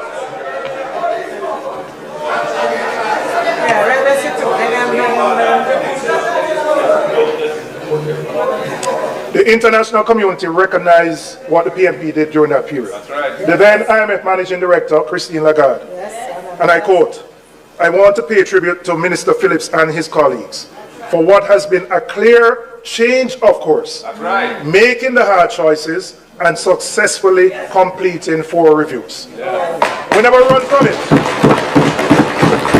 never go into the schoolyard and say we're not take the test. We knew it was difficult. We faced it. We knew it was painful, but we knew it was in the best interest of the country to do so. So, I now want to come back to the NHT withdrawal. And I want to remind the House of how the then GLP opposition responded. They didn't simply disagree with the measure, Madam Speaker. They campaigned against it loudly and relentlessly, framing it as an attack on the working class, framing it as an assault on the poor, framing it as a betrayal of the Jamaican people. The person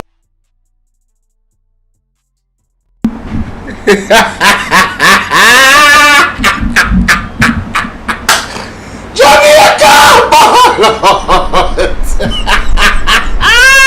Yo! Mr. Bolo! Mr. Bolo! We need help, Jesus. Jamaica need help. Shift the parliament.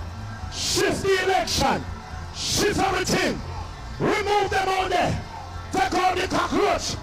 Take all the thief. Take all the criminal them. Take all the thieves them. Take all the murderer them. Take all the gang leader them. Out of parliament. Take them out from Portland. Take them out. I hear Portland. Me I go to Portland. Why me I travel to Portland? Take out somebody, man or woman. When I hear me? Alright. Ladies and gentlemen, let me tell you something. When you see the people them start get uncomfortable in the parliament, the truth hit them hard in a man. You don't notice that Mr. Julian Robinson have asked for protection. The truth hit them hard. This lie where the man them tell, and it's going to get worse in this reaction. The lies that the Jamaica party tell.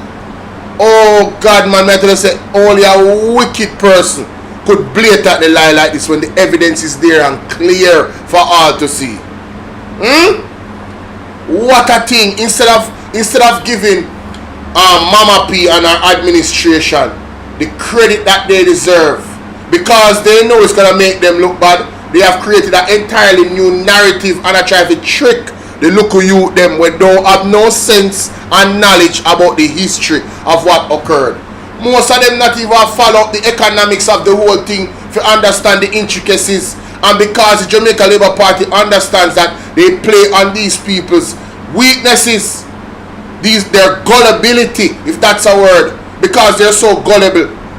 And the young people them out there, when you learn of this, you must not forgive anybody that tries to take you for a damn fool, because that's exactly what the Jamaica Party is doing, trying to take you for a damn fool. They look down on you because you are unaware of the truth and the realities, and they don't respect you enough to say to you and give you the proper context of what the 2007 to 2007 to 2011, right? And then when Mama P take over, what she actually had to deal with to get back this country's reputation. And you hear what the man say? It's like you get a test and you flunk the test. They not even go and try. So the Jamaica Labour Party, in essence, them get kicked out of the, you know, when you go to college and you don't do your test, what happened to you? What happened to you? You fail, you get expelled from the course because you're not serious about it. So they run Jamaica, they run away from their responsibilities. And the People's National Party, like a man, although it was a woman there, had to stand up with men behind her, of course. You understand? Omar Davis was the finance minister, had to stand up to the challenge that was given to them. They had to pass the test that the JLP failed. You understand? The failure was transferred. As a matter of fact, the IMF and the World Bank and these people didn't even want us to take the course anymore. They didn't want to give us any test. They wanted us to drop out. And Mama P said, please, no, help. We can do it. Whatever you say, we shall do it, because you know how important it is to the national, to the people in Jamaica for her to pass that test. we would have been left in the cold, ladies and gentlemen. Minus 31 degrees in the cold. Fossil, turning a fossil we can't recover. Dead. Economy would have died. The country would have been taken over by outside entities because of that. Left vulnerable. Like a little girl when have no protection of her father. Anybody can just come in and just grape her. That's what the JLP did to our economy. You hear what I say? Let's continue. Who was the most? They campaigned against it loudly and relentlessly. The then JLP opposition responded. They didn't simply disagree with the measure, Madam Speaker. They campaigned against it loudly and relentlessly, framing it as an attack on the working class, framing it as an assault on the poor, framing it as a betrayal of the Jamaican people. The person who was the most vocal was the Prime Minister himself. Right? So I want to read what the Prime Minister said in 2015. Right? And this is not artificially, intelligently created. This is the real thing. And I quote, "The JLP does not support the use of NHT funds for purposes other than those for which they were intended. The NHT mandate is clear. Contributors' money held in trust at NHT is to be used for the purposes of the promotion of housing and community development. The JLP has always stood in the vanguard where stewardship of NHT funds are concerned. We are the ones who have always defended NHT and protected the interests of contributors, not the least of which are those thousands of Jamaicans who have been making contributions to the NHT and are yet to access a benefit." Where can I find that person?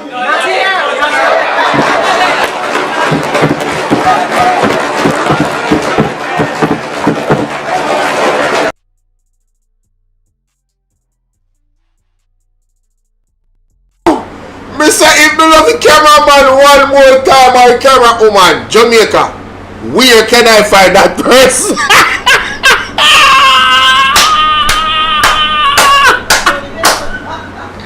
Why, my lord?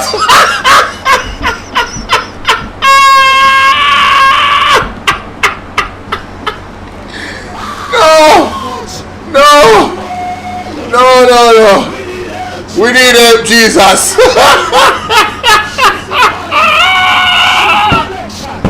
Why? No. Listen me, man. Ladies and gentlemen, let me scroll back a bit to the text on the screen because it is unbelievable. Who tell Andrew to write this? Who tell Andrew to write this? Who write this to Andrew? Yo, why Andrew post this?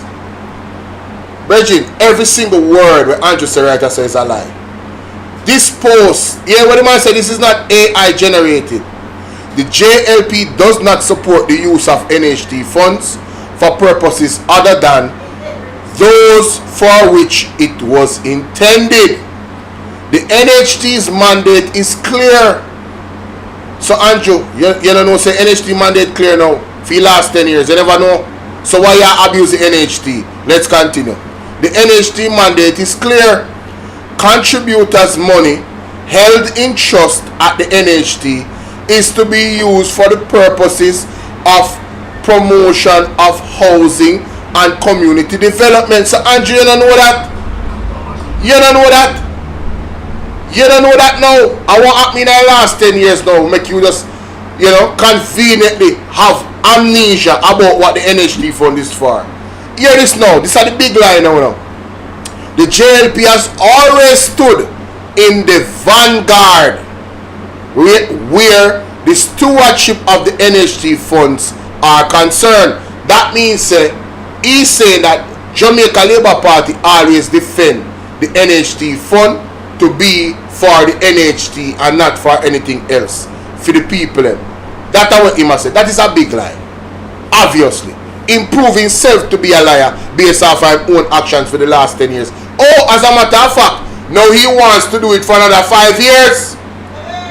Now he wants to do it up until his end of his next term. Right? The rightful end of his this term. I mean, seriously. What a man like. We are the ones who always defended the NHT and protected the interests of contributors. Jamaica, the People's National Party under Michael Manley, is the ones that actually put the NHT there. And this man wants us to believe that the JLP always defended the NHT. Really? What a man lie.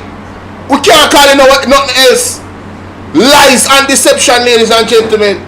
You understand what I say? The man goes on to say that not the least of which those thousands of Jamaicans who have been making contributions to the NHT and are yet to access the a benefit. Then Andrew, in the last 10 years, when you draw the NHT money and put in the consolidated fund to supplement your budget, no more thousands of people that were contribute and now get no access to NHT. Yesterday I was with my niece Zine, and my niece make me know say right now she have some vitriol for the government, you see, where the NHT is concerned, through her own experience as a young person. You hear what I said? Because she know more than 25. She know more than 25. And I was surprised because I never hear she talk politics yet, and I never influenced her in no way or capacity because she don't even watch my show. Zine, so nobody can say, oh, she not on internet. She's a Christian and she not really do the internet thing. She not really do social media. So she wean herself from that. Alright? I was on the live yesterday. If you guys go and watch my live yesterday, you will hear her in the background burning out the government. Me say Jamaica, you want to see me face when she talk. I'm like, what? About the same NHT thing and a lack of access, how difficult it is, the amount of money we have to spend on all of the things them Jamaica. Right? All of those things. I'm not going to watch that. I'm not go over that. But my God, so many lies. So many lies by this government. Let's continue. And big up Sassidi in our place. You understand? Big up Abina and big up Ivan Misuno. Let's continue. Where can I find that person?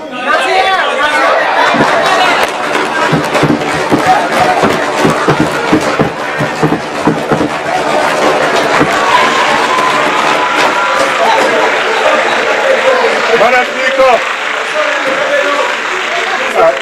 I'm going to star you more because more. The matter was taken to court. By an affiliate. They didn't go up front, but somebody went up front. And they lost.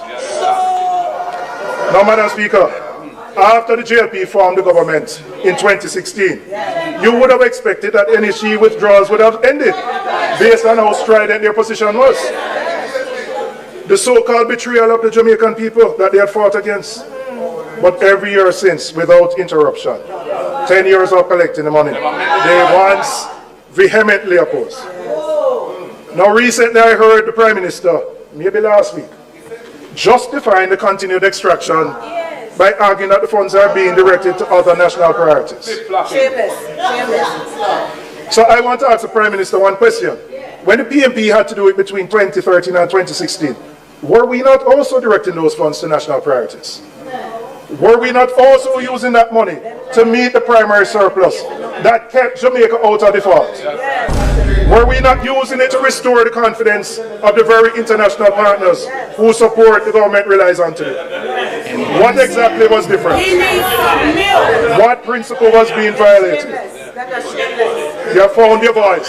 You have found your voice now. I'm glad you found your voice now. I'm glad you found your voice now.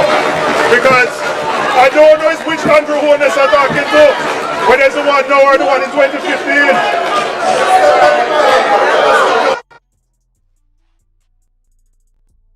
Yo, look by the Keisha brother in their background. Hey, pressure hold him in Jamaica. Pressure hold him in and she honestly have to ball out. In couldn't hold him no more. You ever saw the water build up in a pipe? Mighty God, and it's something not strong enough, it just bust out. You don't see my ball out a while ago?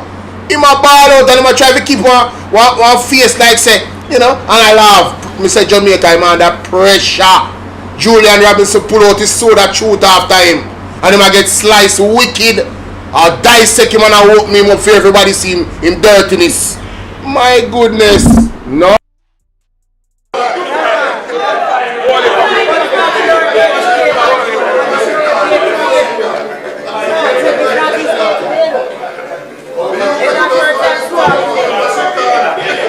So what was different?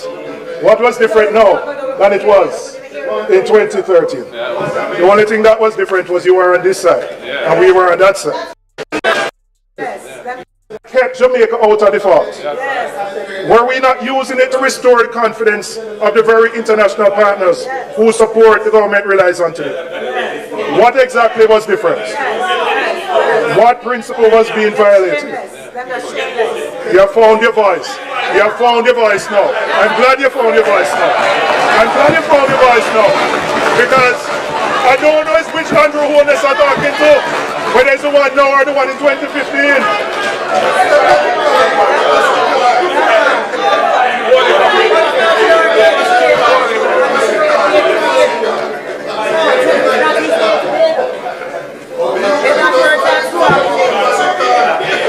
So what was different?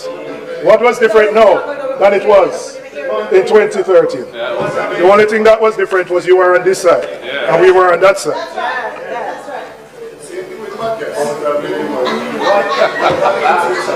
Now, Madam Speaker, I want to turn.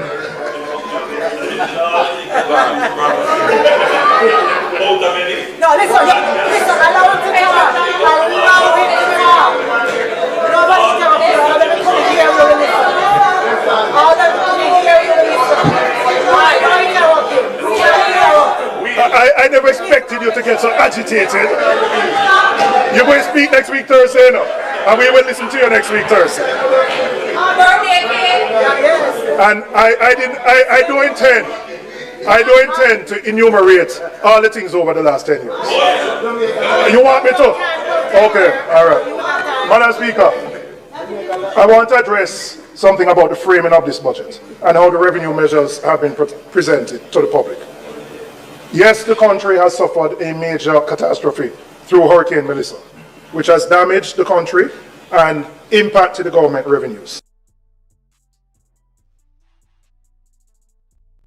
Gentlemen, Sassy said Dr. Dawes' face is so serious.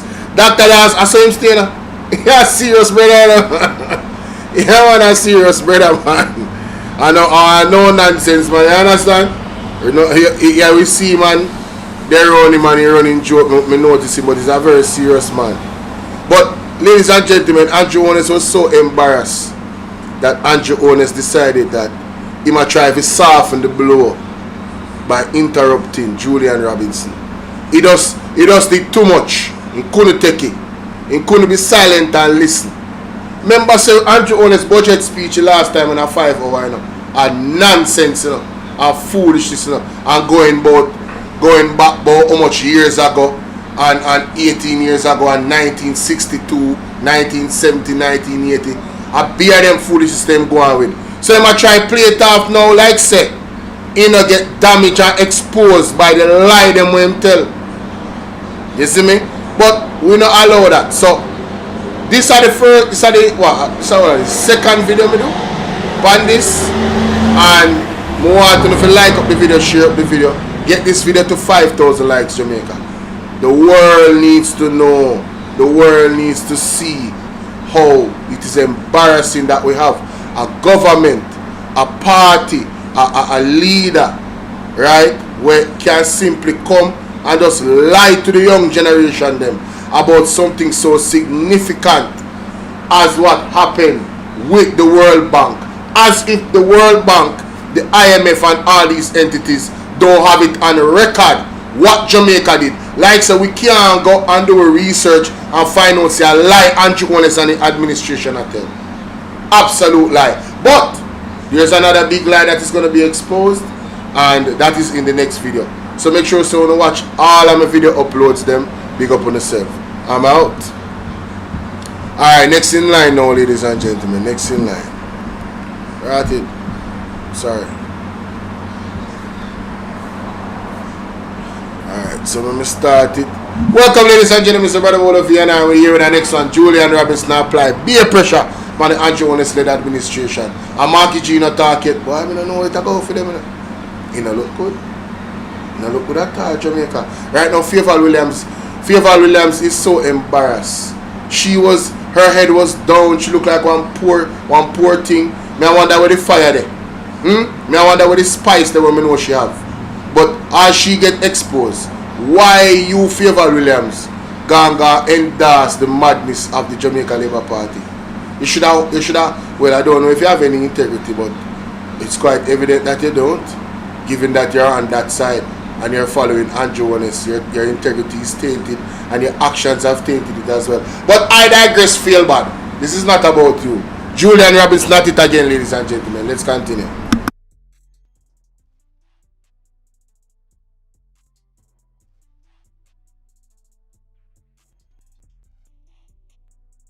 My check 1 2 1 2. Julian Robinson here at it again.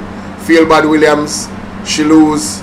She embarrassed. Andrew Holness under pressure. Him there over there. And a boy like say a play thing and like say him not tell one bag of lie, but there's bigger lies to be exposed in this one. Let's get it, ladies and gentlemen. Let's go.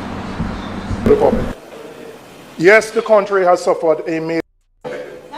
I want to address something about the framing of this budget and how the revenue measures have been presented to the public.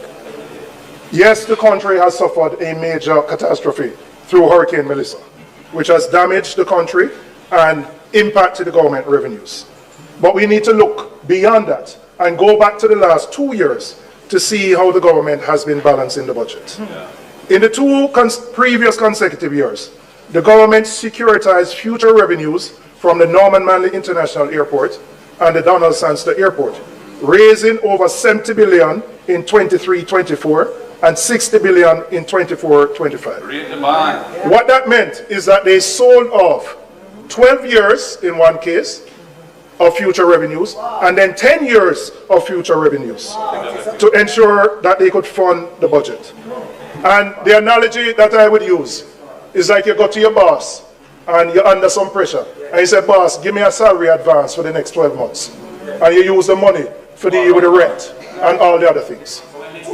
So when next month comes, you can't get another advance. So you have to go find something else.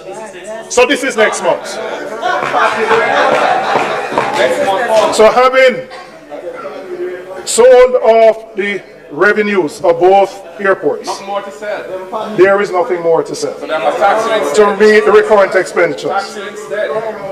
So Madam Speaker, those securitizations provided upfront cash that supported the budget of the day. So what this tells... Ladies and gentlemen, listen. What that means is that the Jamaica Labour Party is not fiscally prudent and they are not fiscally disciplined. How many of you guys knew that the Jamaica Labour Party did that? Sold off future revenue to fund the budget. How many of you know that? Tell me. Right? That is like getting in one partner. Zine, and your partner trying to come here, you know? And you tell them you borrow money from the partner, man. That even exceeds the amount that you're supposed to get. That's what the government of Jamaica did. They have exhausted all options because they don't know. You see that they don't know what they're doing, or they know exactly what they're doing. But what they did do was not in benefit of the people of Jamaica. It was not in benefit of growing the economy. It was not prosperity on display, ladies and gentlemen. It was desperation on display. Nowhere else to turn now. Let's continue. And Blue, big up yourself. Provided upfront cash to meet the recurrent expenditures. So Madam Speaker, those securitizations provided upfront cash that supported the budget of the day. So what this tells you is that long before Melissa, there was always a challenge for tax revenues organically to meet the expenses of the government. And so the government relied on these one-off transactions to balance the budget, something which was raised by the Fiscal Commissioner and has been raised as a risk going forward. And we have raised it as well, and we did for the last 2 years. So the gap between what the government was collected and needed and what it was spending was widening. Those pressures existed before Melissa came. Poor management. Before Melissa came. And so it is important. Poor management. It is important that there is a context explained of the challenges that this government has faced, particularly around growth and tax revenues. Now, they have been aggravated by the hurricane and made worse, but they existed long before. And we are not minimizing the impact that the hurricane has had on the country and the economy. But the Jamaican people need a context and an honest explanation as to the fiscal challenges that existed and that they existed long before Melissa hit our shores. Madam Speaker, I want to turn to what we would do differently. The government has looked at the revenue gap and has reached for the imposition of new taxes to fund the budget. And the continued drawdown of the NHT, what 11.4 billion. We have looked at a similar gap, and we have determined an alternative way to fund the budget while balancing the lives of the Jamaican people.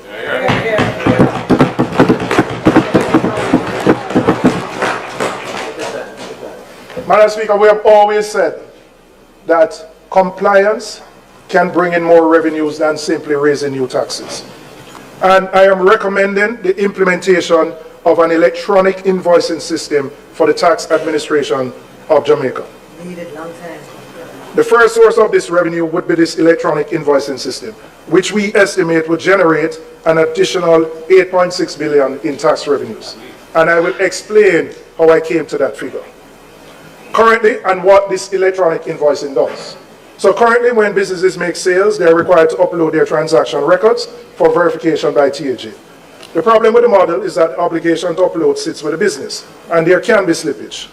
Not necessarily because businesses are deliberately evading the obligations, although that happens, but because it is a system where the seller is responsible for submitting the records.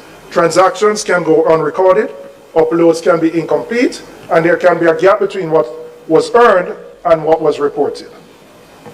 The electronic invoicing system changes that dynamic fundamentally. Rather than waiting for businesses to upload their records after the fact, the transaction data is captured and transmitted immediately to TAJ automatically at the point of sale. The government is no longer relying on voluntary compliance. The information flows directly and is matched automatically against what has been declared and remitted. The scope for under-collection shrinks considerably because the data is already there, verified and auditable, without the business having to do anything beyond completing the sale. We have looked at case studies in other parts of the world, in particular, the impact that electronic invoicing has had in Central and Latin America. In Mexico, where this has been implemented, declared revenues increased by 14% in the 3 years after the electronic invoicing system became mandatory.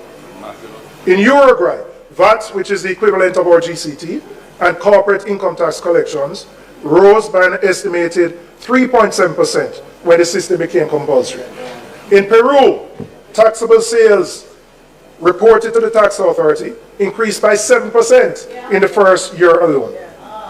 Chile, which pioneered this model in Latin America, saw over 8 million electronic tax documents being processed monthly at the point of maturity, covering more than a quarter of all tax documents issued in the country.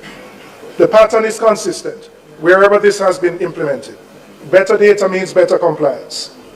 And better compliance means more revenues from the same tax rates without asking anyone to pay more than what they owe. That's right.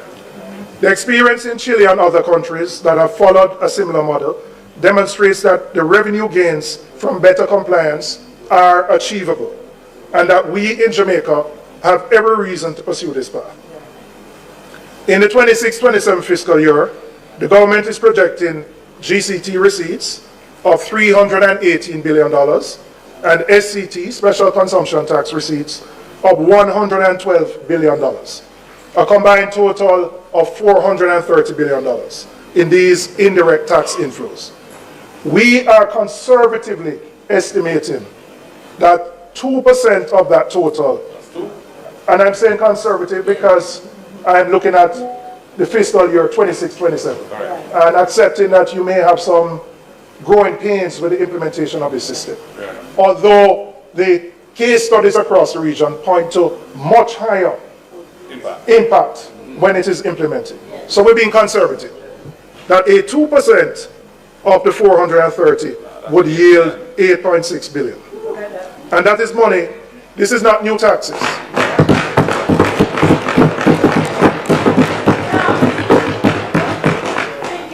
This is money that the government is entitled to collect.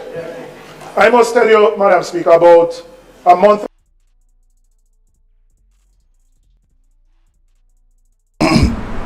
Now, this has to be highlighted for me because this is what you call data-driven analysis and planning. This is what you call constructive criticism towards the government of the day.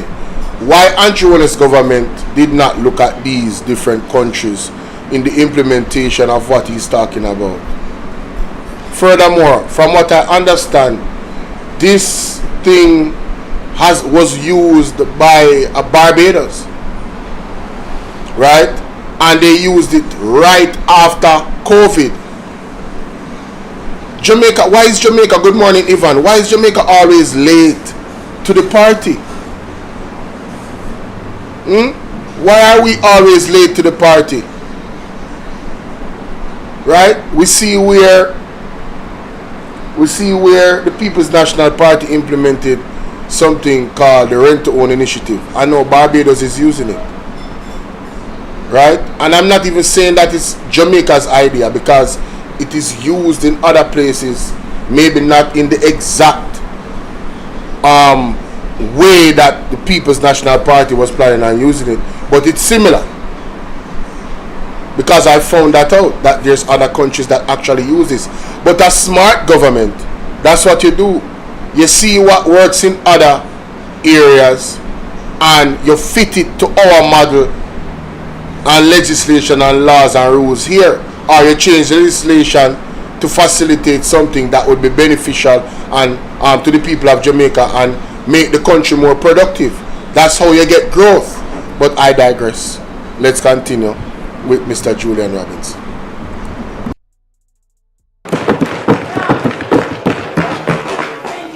This is money that the government is entitled to collect.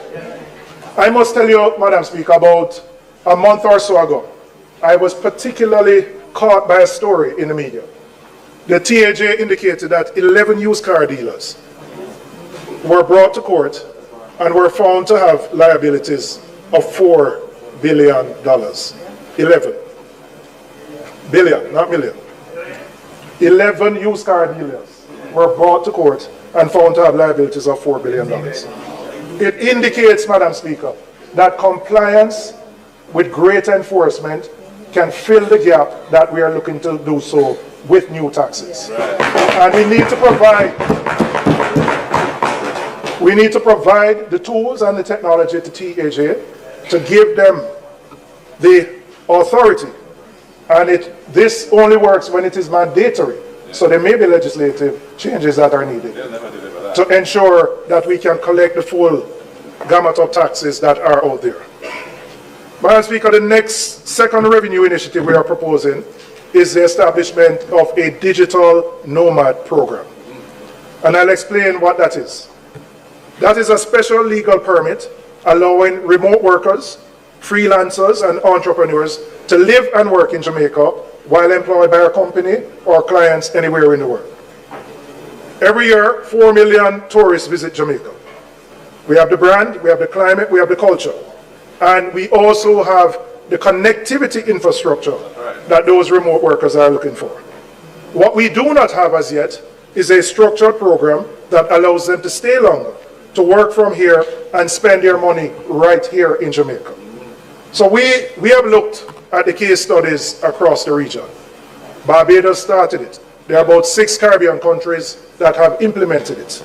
And we are proposing a fee of $2,000 US for a 12-month period. And we have estimated of the 4 million tourists that we would be able to get 5,000 of these digital nomads coming to stay in Jamaica in the first year. That would generate in the fees alone approximately $1.5 billion. But the fees only tell part of the story. The real story is when they come here, when they stay here, the restaurants, the Airbnbs, the hotels, the villas, the concerts, the food that they spend. That is the impact. Barbados estimates that each digital nomad spends on average $55,000 US when they're there in Barbados. Yes, 55,000 US, right? I wouldn't be as optimistic as that. But if I estimate that in Jamaica, an average 6-month stay could yield a spend of 25,000 US, which is about $4,000 a month. Jamaica could realize the economic benefit of $125 million US or 19.5 billion Jamaican dollars. Now,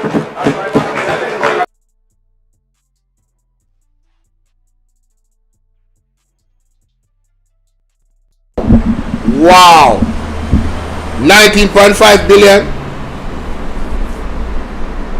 So now Julian Robinson is laying down statistics, real numbers that will drive the economy, and he's being conservative. It could very well be that it could be double or triple that. Could very well be. I want you all to think about that. Now, we are late to the game. Barbados did it immediately after COVID and took first mover advantage. But we do have many advantages which other countries in the region don't have. And a structured program can yield significant benefits to the people of Jamaica.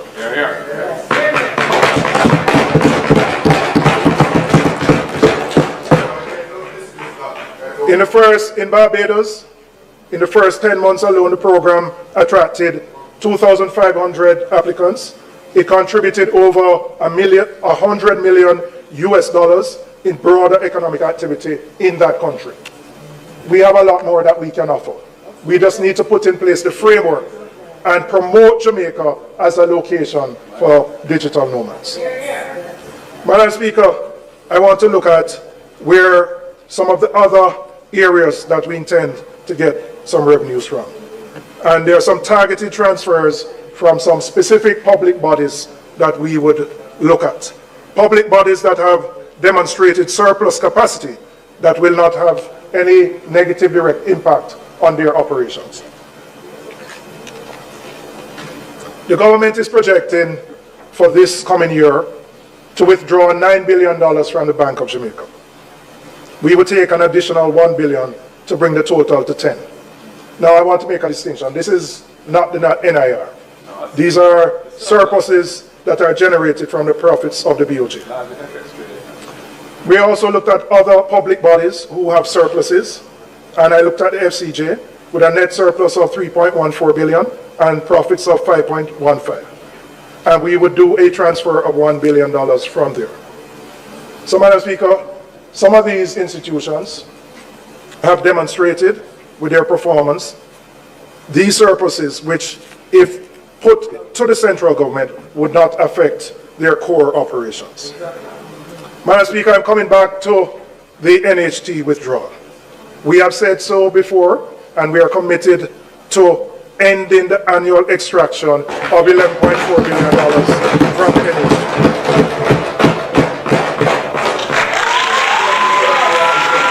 The NHT was established for one purpose: to provide affordable and sturdy housing solutions for Jamaicans, particularly for those at the lower and middle ends of the income scale. In the wake of Hurricane Melissa, with hundreds of homes damaged and destroyed across the country, this mandate has never been more urgent. This is not the moment to be pulling money out of the financing of housing development. It actually is the moment that we need to be putting more in. And so for us, ending the extraction and giving the NHT the capacity to do what it was created to do. And this goes, Madam Speaker, beyond just the mandate. When you invest in housing at scale, the economic benefits extend well beyond just the house itself. Construction workers get employment. The hardware suppliers go and get orders. The truckers go and get work. Money begins to circulate within communities. And that circulation of money will trigger and help to deal with the recovery that the country needs. The economic multiplier effect of residential construction is well documented. And in a post-disaster economy, it is one of the most effective, stimulative investments a government can make. So that 11.4 billion deployed through the NHT into housing construction does far more for this economy than when it is diverted into the general consolidated fund.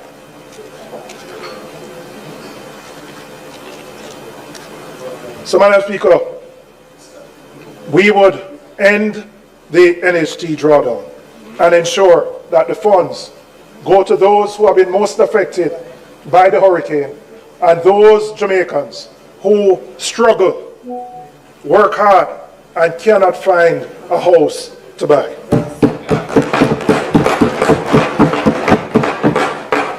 We have also looked at the expenditure side of the budget, and we have identified one specific deferral that would save $2 billion. The Airports Authority is projected, and this is interesting to note, the Airports Authority is projected to receive a transfer of $13 billion from central government. Ask them strip out the revenue that this year.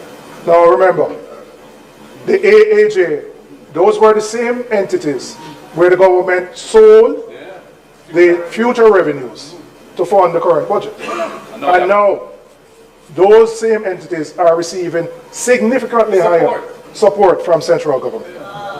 13 billion, a figure much higher than has ever existed in any point in time. And because the revenues have been taken from the AAJ is now dependent on central government. Taken from the AAJ in any point in time. And because the revenues have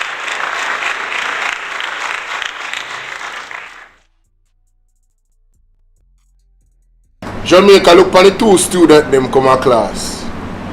Hey, them a listen to the teacher now. And Jonas and Favour Williams. Not even muttering. You know when they do a parliament and you chit chat with the one another and not pay attention to the speaker? Well, in this case, let me tell you something. Them a listen to every word the Julian Robinson have to say. Look on them. Hey, we have to screenshot this. Let me screenshot this. Sassy, you know see how your boy pay attention. Eh? If I didn't see how your boy pay attention. Two of them their class. Let's continue. have been taken from the AAJ. The AAJ is now dependent on central government. The AAJ had earmarked $2 billion for the construction of a new corporate head office. We are proposing a deferral of that expenditure to the next fiscal year.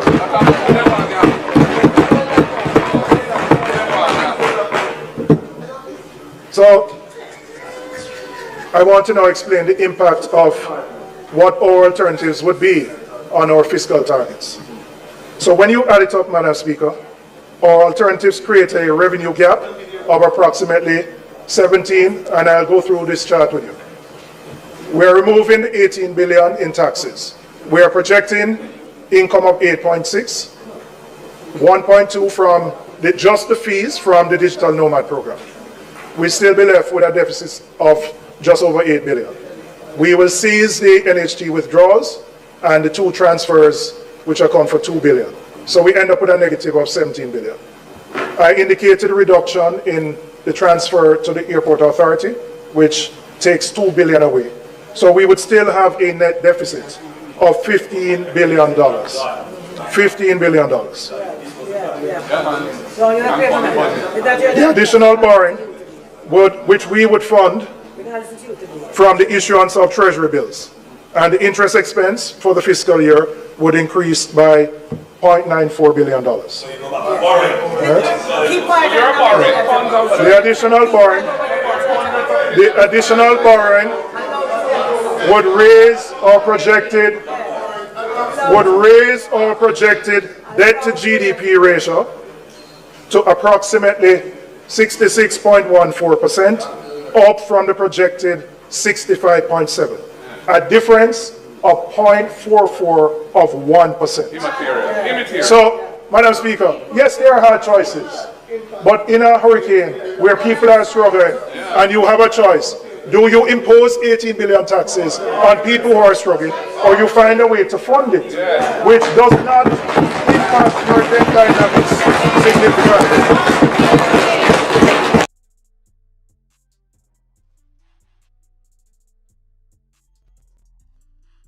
So Andrew Holness, a while ago, Jamaica, trying to grasp at straws, talking about borrowing.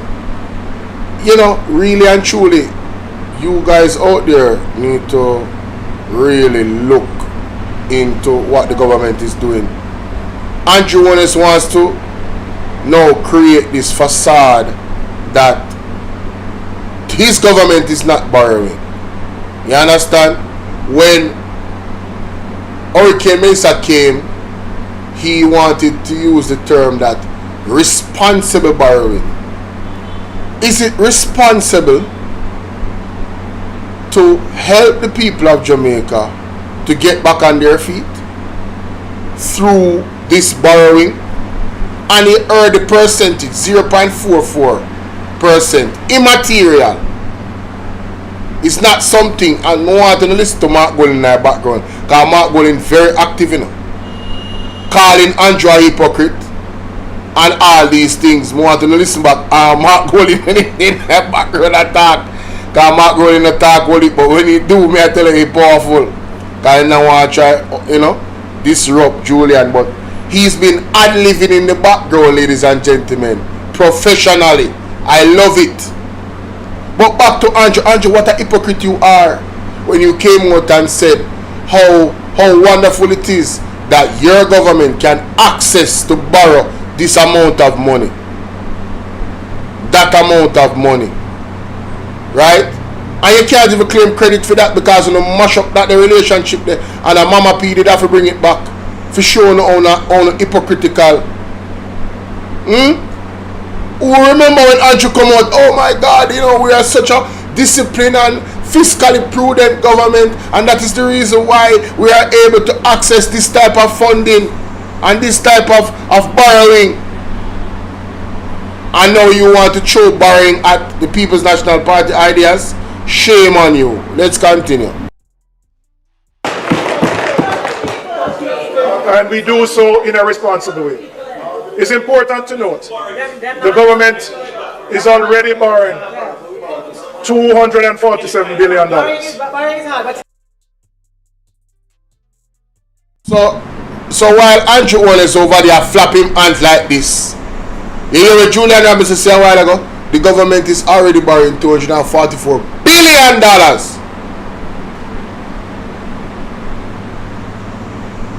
So you are borrowing, Andrew. And you can't say a lie because the numbers are there. But you people don't like to either listen to the experts or go and research for themselves. You guys are able to deceive them. And we have shown our is already borrowing. And we do so in a responsible way. It's important to note the government is already borrowing $247 billion. And we have shown our proposals vis-a-vis the JLP's proposals. And I'm going to go into the detail of that. Right? But the difference is not significant or material. And then let's look at the difference. No, listen, man, leave the man that can talk. It's not your time. I love Julian. Yeah, man, we're making better choices. Next week is for the current situation. The only thing thing I would encourage you to do, don't talk for 5 hours again, all right? All right. Because last year you keep us for 5 hours, all right?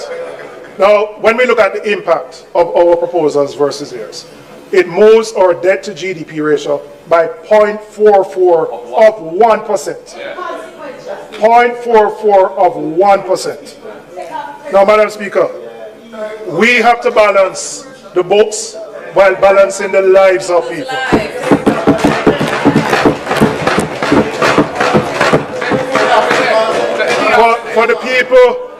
For the people in Darliston and Betheltown, they need a break on White House. For your people in Russia, they can't take no more taxes right now. Well, we have to ease the pressure for them. Madam Speaker,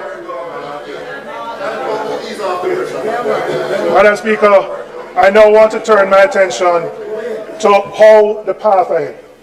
Because the reality, we have had low growth for the last 10 years, notwithstanding external shocks.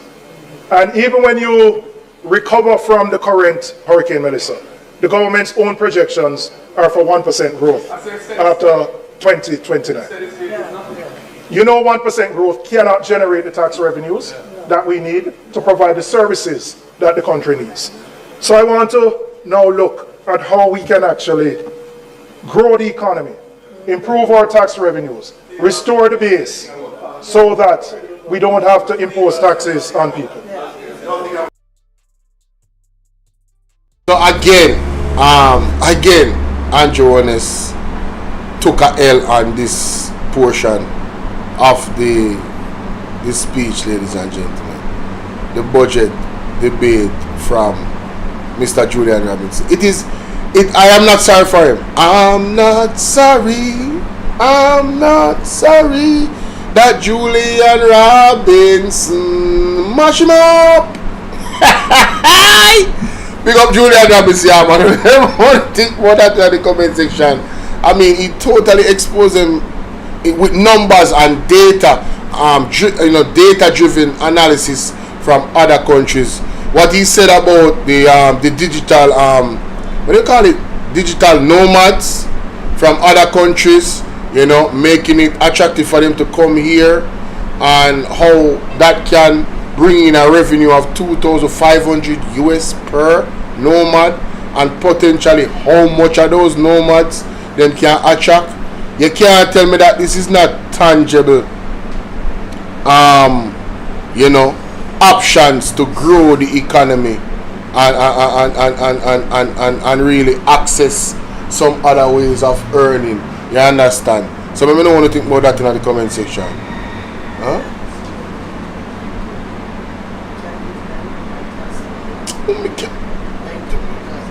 Listen me now, man. Listen me now. Seriously. So let me go to the next thing, ladies and gentlemen. Right? Julian Robinson here is going to explain to us how the People's National Party would propose growing the economy without actually adding on tax, because we have had no growth in the last 10 years. Let's go into this, ladies and gentlemen. Are for 1% growth after 2029. You know 1% growth cannot generate the tax revenues that we need to provide the services that the country needs. So I want to now look at how we can actually grow the economy, improve our tax revenues, restore the base so that we don't have to impose taxes on people. The immediate priority has to be restoring Jamaica's productive capacity to at least the levels that existed before Hurricane Melissa. But that must be the floor, not the ceiling. Recovery must be the starting point, not the destination. And any government that presents recovery as an achievement in itself is setting an unacceptably low bar for what the country can and should become.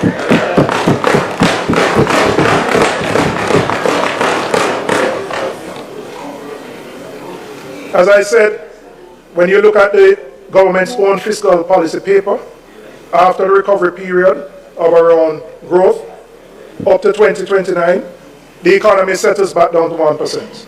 The numbers are right here. So, Madam Speaker, what will we do differently to ensure that we can achieve growth? And I first want to start with the issue of energy. Because Jamaica, and I don't know whether we'll find oil or not, but there are some things within which we have control over. When we were last at the Wicked Philip, we had set a target of generating 50% of our energy from renewable sources. It was then, by 2030. We're nowhere near that. We're nowhere near that, not because of Melissa, not because of COVID, but quite frankly, just bad management on their part. When we issued in 2013 the request for a proposal, that led to a build-out in 2016. It took that government 8 years to issue the next request for a proposal. 8 years. Persons were selected in 2024. It will take them 3 years or so, or more, because they have to look for the financing, they have to negotiate their private power purchase agreements, and they have to build out their infrastructure. So we're not going to see the impact of more renewables on the grid till probably 27 or 28. Now, we are faced with the prospect of oil prices up over $100 and going up. And while we can't control what takes place in the Middle East, we have control over what we can do here. And quite frankly, this government's record is poor. Energy costs in Jamaica are among the highest in the region and the world, averaging about US 40 cents per kilowatt hour. When we were last year, it was around 23 cents per kilowatt hour. What we would do, we would ensure that large customers, those in the special economic zones, can contract power directly from generators. Now, why is this important? We cannot attract manufacturers, assembly type operations with the high energy costs that we have. And so our prospects of economic growth will not materialize unless we can bring the cost of energy down. And it can be done quicker in those SEZs without changing any license. We would be separating dispatch, transmission, and distribution into a properly regulated structure with distinct licenses.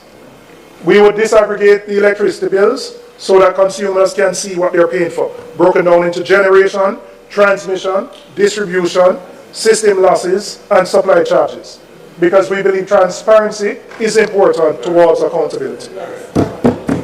On renewables, we would scale up net billing, which you started, power wheeling. Yes, started by the member from East Kingston and Fort Ross. You're going to claim that one too?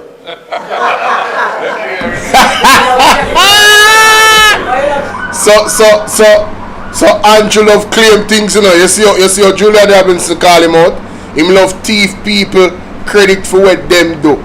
You understand? And the administration of them do talking about he is the father. Remember the 5-hour budget speech when tell Pierre Liner? I eat him a bunny mouth pan from last year. Let's continue. So we would scale up net billing and power wheeling for distributed generation, expand solar technology for residential use, and introduce more flexible service and payment options so that the transition to cleaner, cheaper energy is accessible to ordinary Jamaicans and not just those who can afford the upfront costs. We would also ensure that vulnerable populations, including senior citizens, benefit from discounted rates, because the burden of high energy costs falls heavily on those who are least able to afford it. And we would tackle the issue of energy theft in a real concentrated way.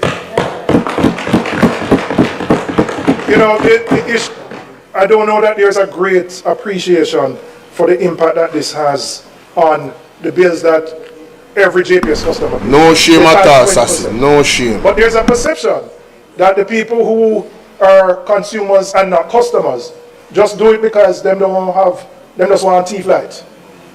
It's not so. They can't get a meter from JPS if their house is not wired. And the cost of wiring a house and getting your meter passed by the government electrical inspector is beyond the reach of the majority of people who find themselves in that position. So even if they want to change their status, and my experience has been, many of them want to. They don't want police to run them down and pull down them throats. But they simply can't afford to wire the house and to get the meter. And that requires more intervention from the government. Something has been done, but really what was started is insufficient. And if you don't deal with it, you can't address the high energy costs that the country faces. And so we would take a comprehensive approach to dealing with the issue of energy theft and giving options to persons who want to make the decision to move from being consumers to being customers of JPS. So here that, ladies and gentlemen, there's people out there that really want to get their light legal. The wiring of the house is so expensive that they just simply can't afford it. The requirements are that. You know, Jamaica, we have some serious problems that we should have really been past at this time, you know. Because you see, when you look at Andrew Holness government and the way how they frame what Jamaica is, how Jamaica is, and the experience that Jamaicans are having, I don't think the things they say factor in the total reality. It's like a pipe dream. They're telling us what they want Jamaica to be without doing the tangible things to have Jamaica be what they want it to be, and that is counterproductive. Them still are run from the test. They are trying to flunk the test, ladies and gentlemen. Let's continue.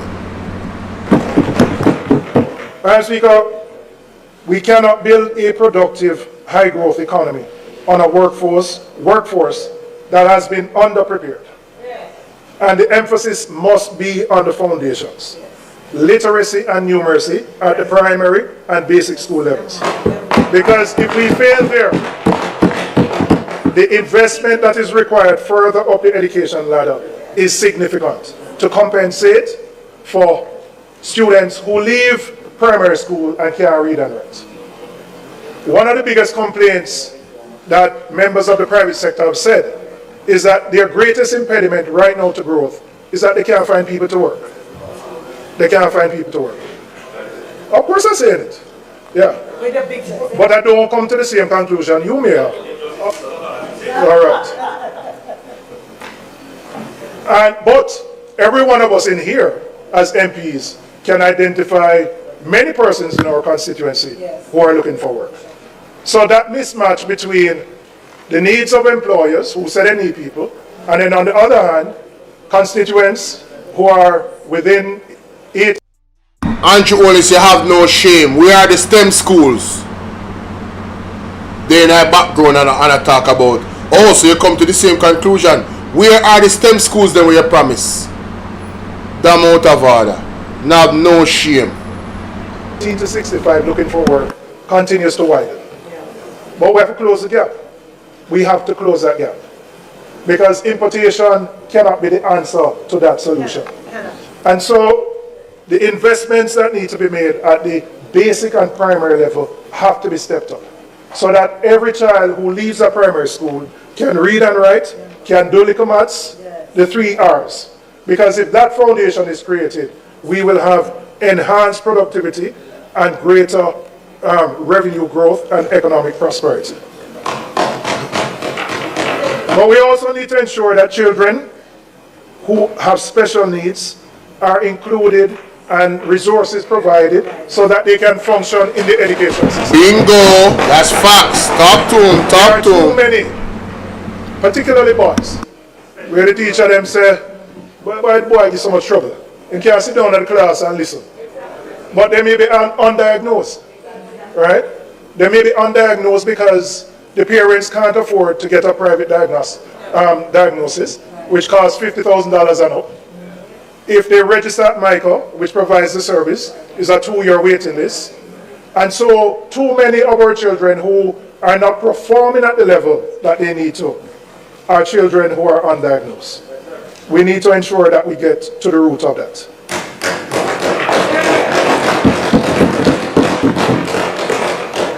So, Madam Speaker, if we're at the wicket, we would align education and training with industry needs in a deliberate and structured way.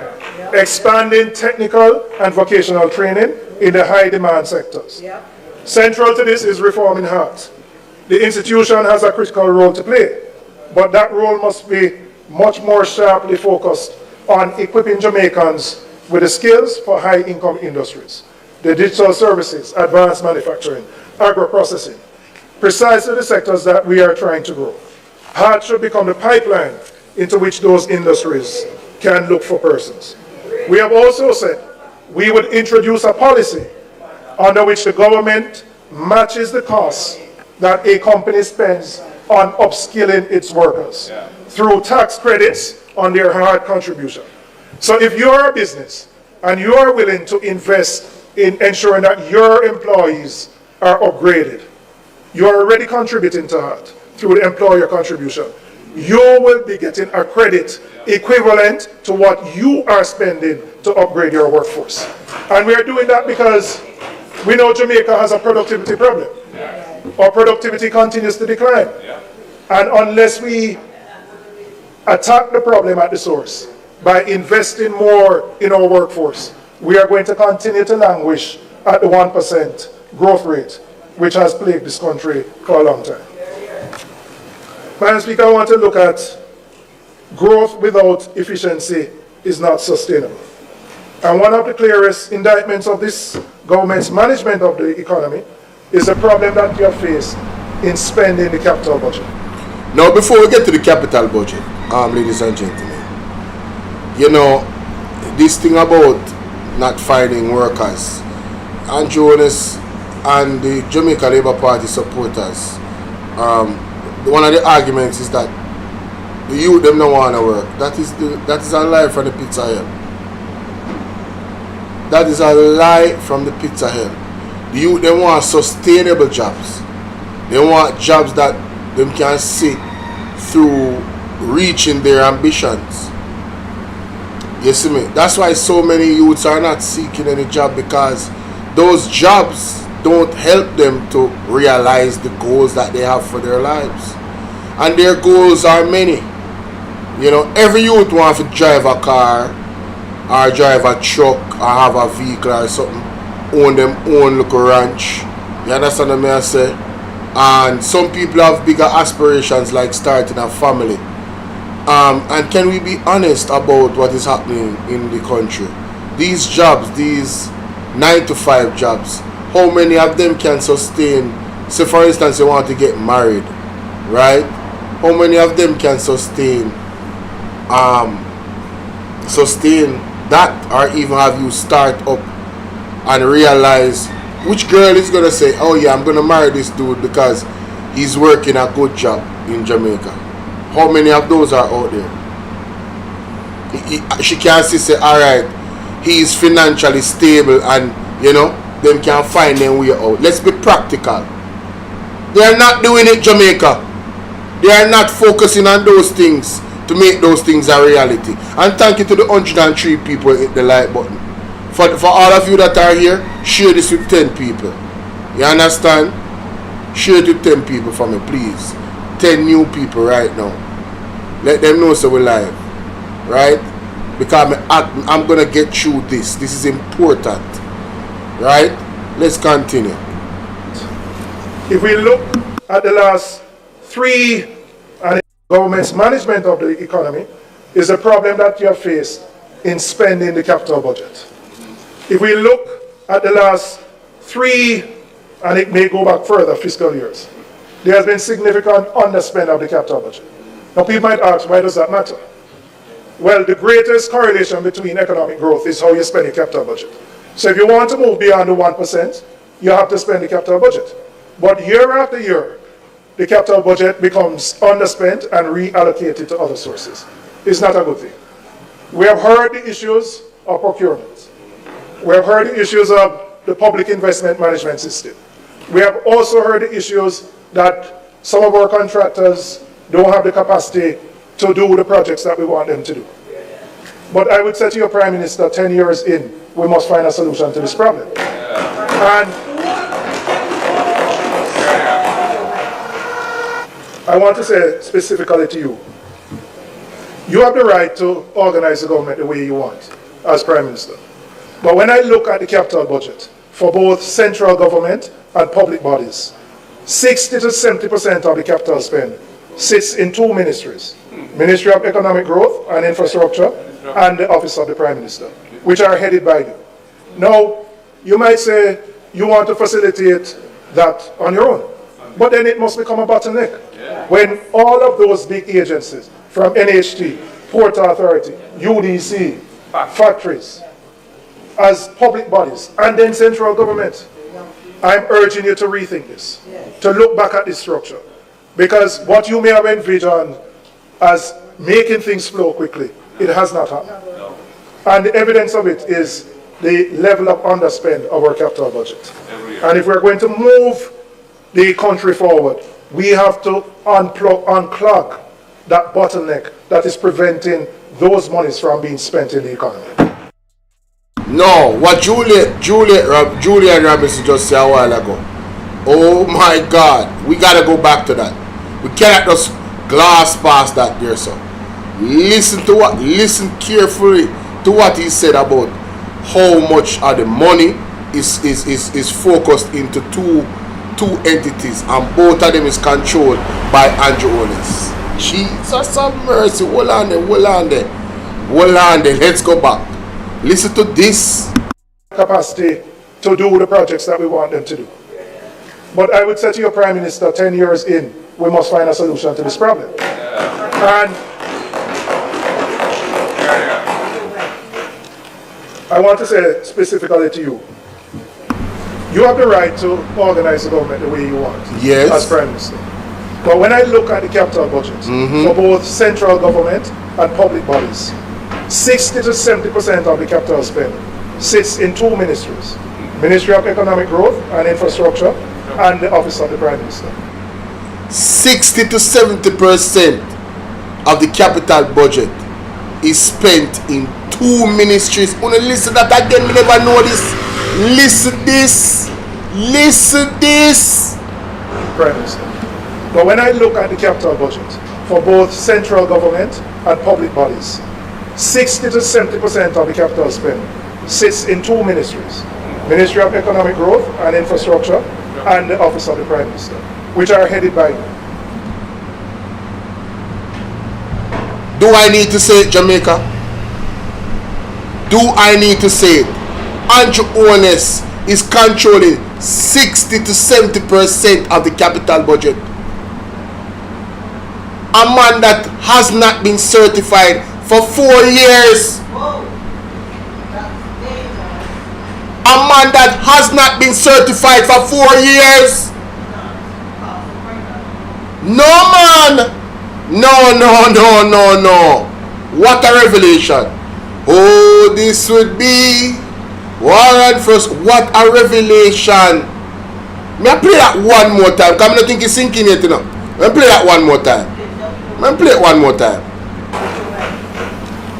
I want to say specifically to you, you have the right to organize the government the way you want as Prime Minister. But when I look at the capital budget for both central government and public bodies, 60 to 70% of the capital spend sits in two ministries, Ministry of Economic Growth and Infrastructure and the Office of the Prime Minister, which are headed by me. Now,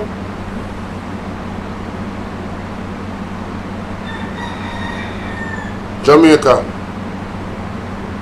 Andrew Holness has not been certified for 4 years, going 5 years now. And 60 to 70% of the capital budget is being spent in two areas that he heads.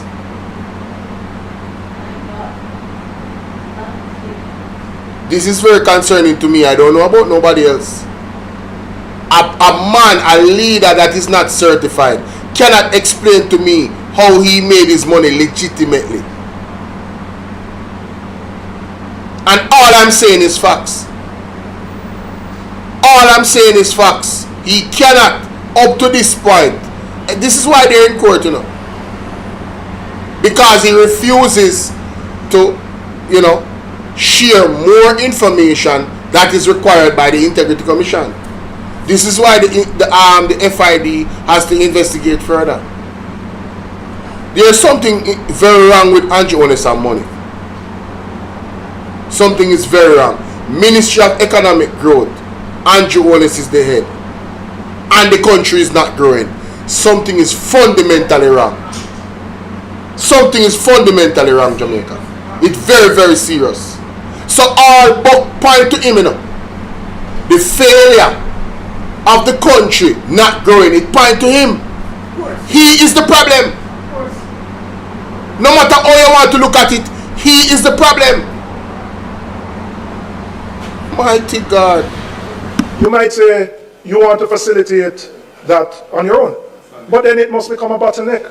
When all of those big agencies, from NHT, Port Authority, UDC, factories, as public bodies, and then central government, I'm urging you to rethink this, to look back at this structure. Because what you may have envisioned as making things flow quickly, it has not happened. And the evidence of it is the level of underspend of our capital budget. Total failure. If we're going to move the country forward, we have to unclog that bottleneck that is preventing those monies from being spent. Wow. Wow. Why? Watch him. Look at him. Heads down. Look at him. The banking sector is another area where the efficiency of the broader economy can be improved, and is directly connected to whether the private sector can actually drive the growth that we need. I took note on Tuesday, Madam Speaker, the Minister re-announced an announcement made by the Bank of Jamaica Governor of the implementation of the eKYC system, which was done in 2024. I have no issue with that system. It is actually a good thing and will actually improve competition within the banking sector. But June 24 was when the announcement was made. And Fitz out here. I believe it was right here at a standing finance committee meeting that the BOJ governor said that, of the eKYC system. But I expected Minister to go further than just eKYC. Because while that is a start in enhancing competition within the banking sector, there is more that needs to be done to make the sector competitive and to ensure that monetary policy can work. So the government, through its ministries, agencies, and departments, is the single largest holder of deposits within the banking sector. Those deposits, by and large, remain with the two largest banks. And the government has to implement a system that ensures that there's a more transparent and competitive way in which all banks can access government deposits. What exists right now reinforces the status quo. Now, I see the cannabis man nodding in head. Not that I know that you smoke it, but that you're an advocate for it. Right? But why is this important? We hear the BOJ governor complain every day. I reduce interest rates and the back door up. The banks don't move. I take steps to bring down requirements, nothing happens. People in the public who have mortgages, car loans, see BOJ bring down them interest rates, no movement. And there will be no movement unless we can enhance competition within the banking sector. But the government can do some things. Putting in place a more effective system to deal with government deposits and the long-standing issue of addressing the asset tax. A commitment that was made on that side many years ago to remove it still exists. And so, if we want to unlock growth. So you tell me, say, Mr. Julian Robinson say Andrew Holness made a commitment some years ago where the asset tax is concerned and them still not remove it. Why am I not surprised? Why am I not surprised? That was made on that side many years ago to remove it, government deposits, and the long-standing issue of addressing the asset tax. A commitment that was made on that side many years ago to remove it still exists.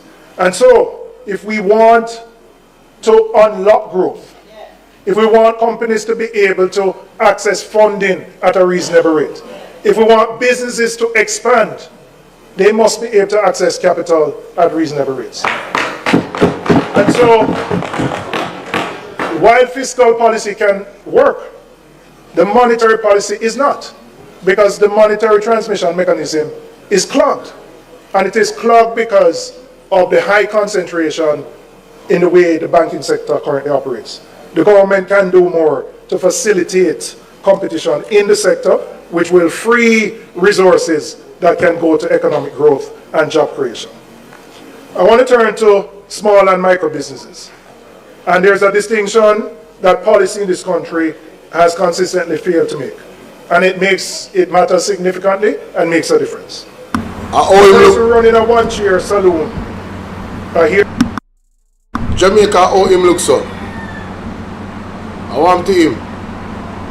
And this a man that them did say own what they call it, medtech, him that, not so. But him name not the party no more. He must the hold of for somebody else. But how him look so? Them catch him off guard. Has consistently failed to make. And it matters significantly and makes a difference. A person running a one-chair saloon, a hairdresser or a stylist, faces a fundamentally different set of obstacles from a company with 50 employees. But they're all lumped under the category of MSMEs. They're all treated as MSMEs. And I said, the M and the S, the micro and the small, need particular attention. In most cases, they are informal, but they face a particular paradox. They can grow beyond a particular size while remaining informal, because there's no way they can get access to capital from a bank, from equity investors, from a loan company, unless their books are there. Nobody going to give them money unless they can provide audited financial statements. But they prefer to stay informal because they don't want to deal with TAJ. And that's just the reality. And so we have to find a way to incentivize particularly the M and the S to come into the formal system. And there are ways in which we can do that. We proposed a holiday where for new businesses, MSMEs, that once they file, which means they're coming into the formal system, they would not be required to pay taxes for the first 3 years of their operation. Yeah. Now, you might say, I'm giving up revenue. But quite frankly, in the first 3 years, they don't really generate any profit.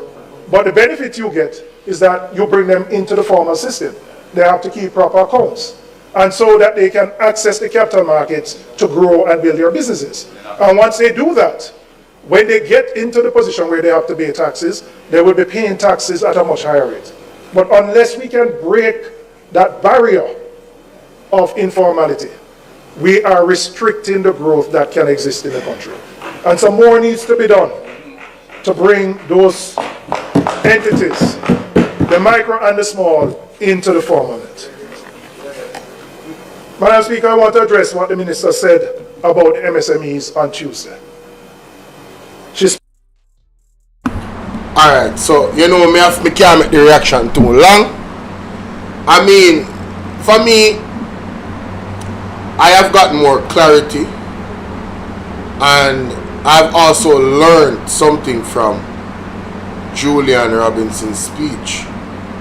He has opened my eyes to some new realities where the economy is concerned, how things actually work. This was edifying. I don't know if you guys share the same opinion. You let me know in the comment section. You know, comparing just this portion alone of the speech to the entire speech of Faithful Williams, it's night and day, ladies and gentlemen. You know, a lot of people was left in the dark after Faithful Williams finished her speech. A lot of people.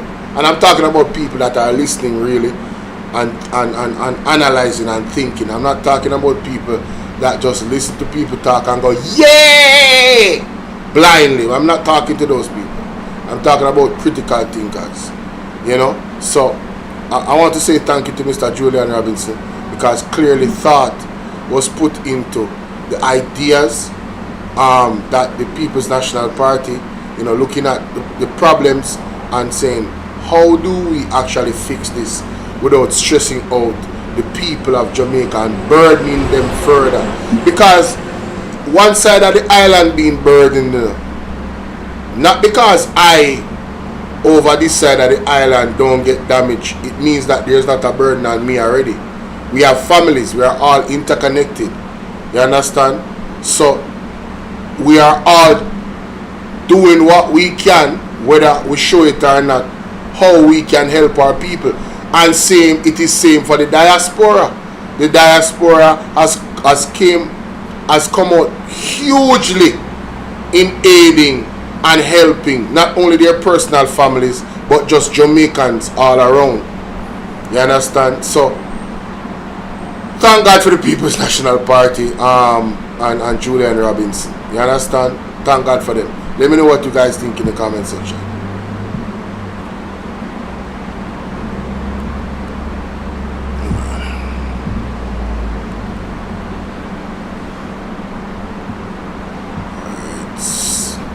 So, I don't know, this might be part 6, take 6. I don't know where we're at. But shout out to Julian Robinson. Let's hear what more plans. I think in this one he's going to address something that Favour Williams said. So let's hear what he has to say, ladies and gentlemen. The small into the formal. Madam Speaker, I want to address what the Minister said about MSMEs on Tuesday. Okay, MSMEs, let's go. She spoke about the set-aside provisions to ensure that a part of government... Like, share and subscribe, ladies and gentlemen. Like, share and subscribe. Let's get this video to 2,000 likes. The set-aside provisions to ensure that a part of government's revenues will be set aside for the MSMEs. That was announced by that minister in 2019 and announced again in 2020. The former Minister of Finance. The former Minister of Finance. Madam Speaker, it has taken 7 years. Another announcement by the minister on the same thing. I don't know what has happened in the 7 years. But when I talk to people in the sector, them say nothing. But we have another big announcement made on Tuesday that those set-aside provisions will, for procurement. So to be clear, we're talking about ensuring that government, who is the largest player in the economy, sets aside particular sums that MSMEs can participate in procurement. 7 years later, there has been no meaningful progress made on this. Now, when we talk about growth and the need to grow the economy, this is a low-hanging fruit that we can implement. If our MSMEs can participate more in government procurement, their businesses will grow. They will employ more people. Of course. More GCT. Yes. Facts. That's how you grow the economy. Come on, no man. Come on, no man. So there are things that are within the control of the government that the government can do. And they're not doing. To ensure that we facilitate. Wow. And I would say to you, Minister, the sector is looking for action here. No more talk. Not a bag of mouth. Action here.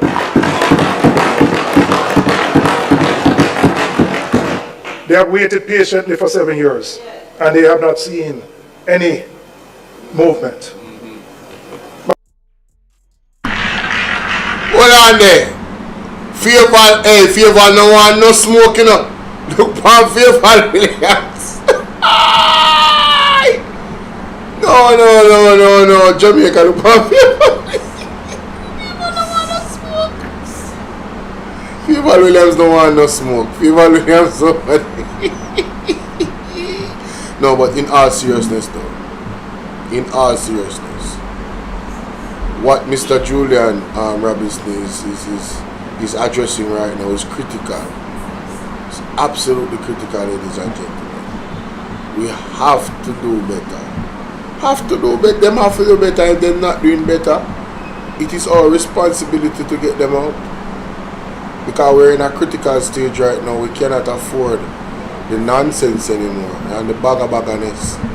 Madam Speaker, on the emerging sectors, Jamaica has genuine opportunities in digital services, agro-processing, logistics, the creative industries, and cannabis.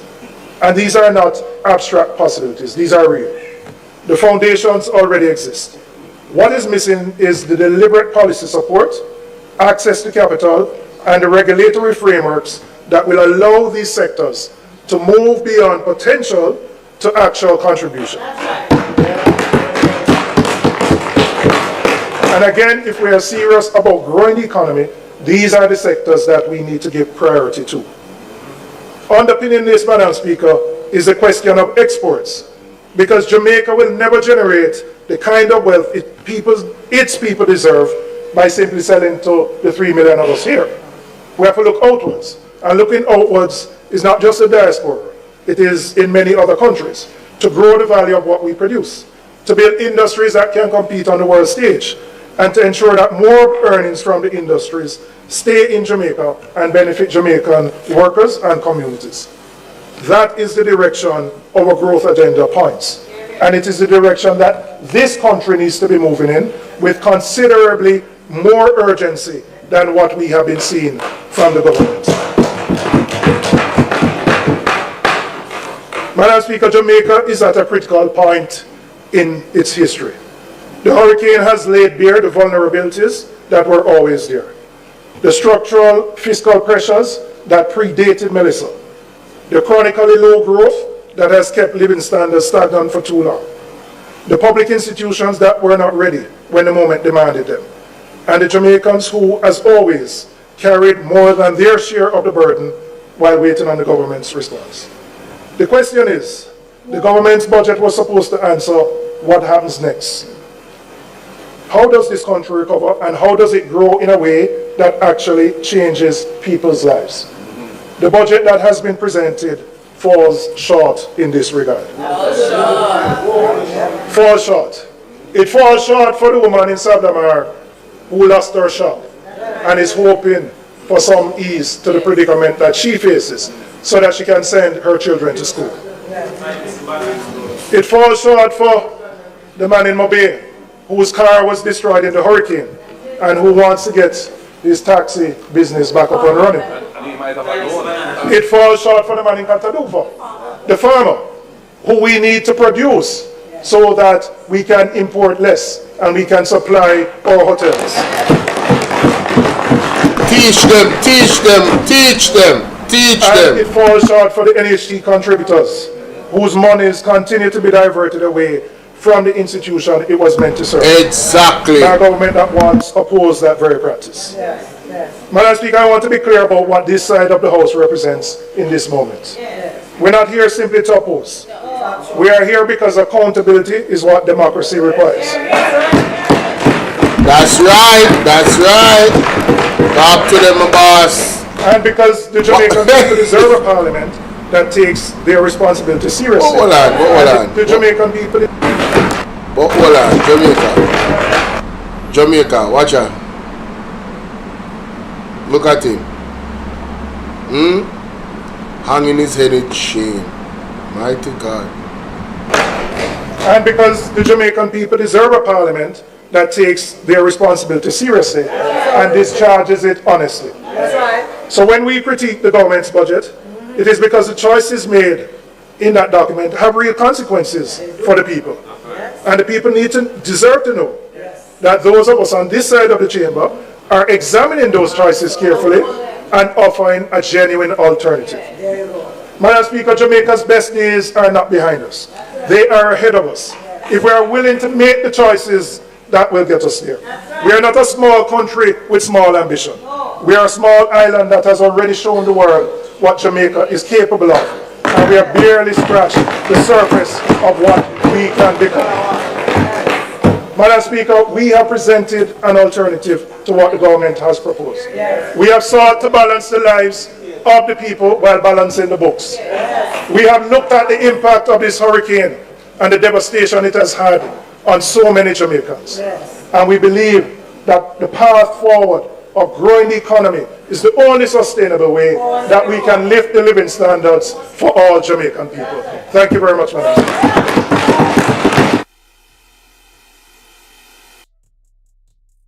Mighty God. One Julian Robinson. One Julian Robinson, ladies and gentlemen. That is how you close it out, man. Them don't want to hear the beating of the deck, see? Them lock off the mic. What a comprehensive.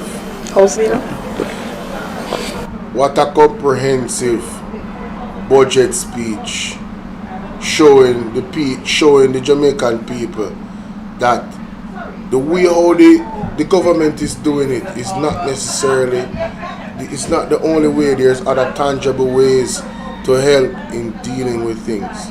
You understand what I'm saying? So I want to thank Mr. Julian Robinson so much for opening our eyes. By the way, there was a part of this speech that I clearly missed, and I'm going to go back to it. It's a part of it that I clearly missed. Oh, I think it was when I went to the bathroom that I need to highlight, because there was something that he put up, and I'm going to go to it right now. He put up something, a chart that the Favor Williams had used, and he exposed a lie that was told by the Jamaica Labour Party. It's very important. I think, did I highlight it? Boy, I've covered so much things. Maybe I did, but it's worth going back to.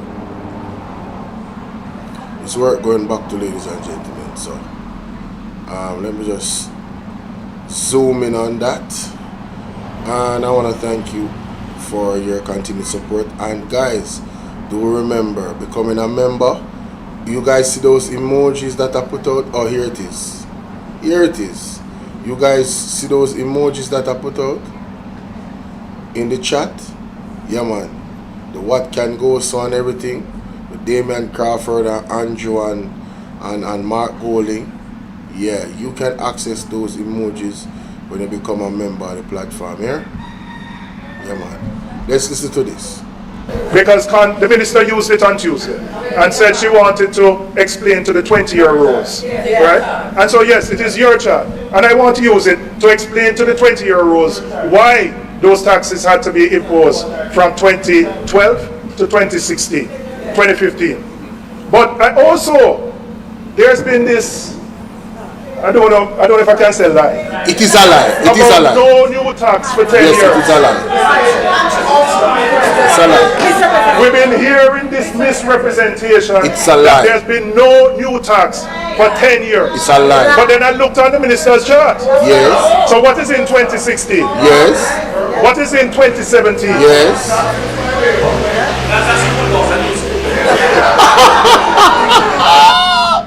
No, show me, because somebody said that is a new school bus.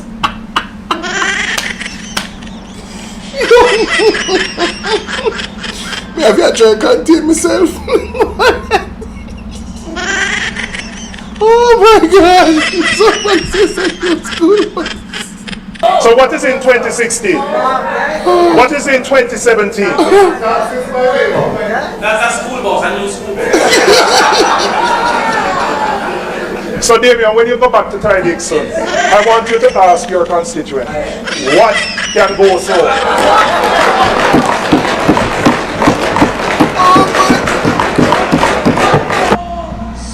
Oh my God. Oh my God. What can go so? Yo, I tell you, no man, classic. They lied to us, Jamaica, about no new taxes. Lied to us when 3 of the years that they were in power, since 2016, they had new taxes. Alright, so 2016, the tax raise up to, from 10 that the People's National Party had, to 13, and then it raised from 13 to 14 in 2017, right? And in 2020 it was 16, right? And they used that thing to say tax neutral or something to that effect. I did a video showing Ralston and explaining how that means them actually get back the money in the taxes. It wasn't like we got anything for free, so they didn't do anything for us. So another deception again was exposed, ladies and gentlemen, right? So let me know what you guys think in the comment section, man. Julian Robinson, I give him an A. I give him an A, ladies and gentlemen. It was not outlandish in terms of, you know, promises that would, you know, have certain levels of risk involved. He explained excellently, like, okay, this is what we're gonna do and this is how we're gonna do it, and he put it into the least level of success that it would bring. And I think it, you know, that's how you should do it, because then when things rise above the bar that you actually put it, which the bar is reasonable because we're in a tight situation, but if it should elevate over the projection that you gave, everybody's gonna love it. Everybody's gonna love it. So I think he sold the projection short purposefully, which is very good and strategic. But obviously, persons that are not going to go in there, that not to steal and full up them craw, you know, more than likely it's going to rise. And then again, you have to factor in certain things that can happen that would probably, you know, not get you over the hump. Maybe another natural disaster, you know what I'm saying, or not even a natural disaster, because the way how the weather is right now, I mean, just regular rain can fall and do a lot of damage all over the country. That would set certain things back. Bridges can be damaged, all type of things can happen. If you set certain things back, if you alter the course and disrupt things. You understand what I'm saying? So yeah, he definitely schooled everybody. He really did. So shout out to Julian Robinson. Alright, let me know what you guys think in the comment section. If you guys want to call in, you can call in, of course. The number to call is 876-451-6535. That's 876-451-6535. You can call me on WhatsApp. We're not supposed to have any issues because I'm using my headphones. You call, you can hear me clearly. Everybody can hear it clearly on the that's watching live, and we should be straight. You understand? But this was a mistake by Favor Williams to use this chart, and it was expertly used against her. Not a sad situation. Let me see what's happening in the news though. The news might be dominated by what happened in Parliament, but there's some other things that came out. So let me share my screen. Hold on. Let me share my screen. Yeah, that's perfect, right? Let me share my screen. Alright. Let's see what's happening in the news. Moistan Prasad mirroring Dominic and Charles in back in US over regional neighbors. Big budget counter plan, opposition proposes alternative to 18 billion in new taxes. Fixed public sector accounts. What does this say? There will be setbacks due to Melissa, due to the Gulf War. If you ever Williams, hey, me say they have one excuse for everything, yeah, man. Trust me. Let me see what I'm gonna say. Man shot in St. Andrew, police operation dies. Guys, did you know that 64 persons have been unalived by the police since the year started? Did you guys know that? I didn't know there was so many, you know. Man shot and injured, another arrested in St. Andrew police operation. Mayor eyes old Mapen police station property for what? Shopping hub. What? Okay. St. Catherine policewoman dies, hailed as disciplinarian. Okay. Condolences to the family. Police seek hoghead in St. Andrew North housebreaking probe. So somebody named Hoghead. Okay. What is this? Cornwall Mountain family gets new house. Blessing after Hurricane Melissa. Okay. Single mother who resides in Cornwall Mountain, Westmoreland, is today celebrating a new beginning having received a newly built house through a humanitarian initiative, mighty God, led by the New Foundation Christian Ministry. Oh yeah, that's what's up. Shout out to them for that. Salute to them for that. No, we gotta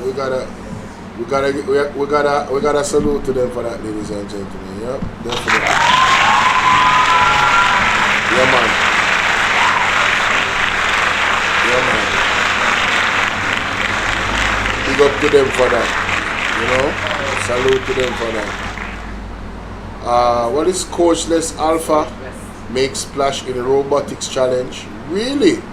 Let me see what's going on here. Whoa, that's impressive. That's impressive. Wait. On their own, without being guided critically by a coach, the enterprising team of the Convention of Mercy Academy Alpha, shown at the Prestige First Tech Challenge FTC, Jamaica National Robotics Champion, excelling in innovation, teamwork, and STEM leadership on a national stage. Can you imagine if these children were given the opportunity to actually have STEM schools?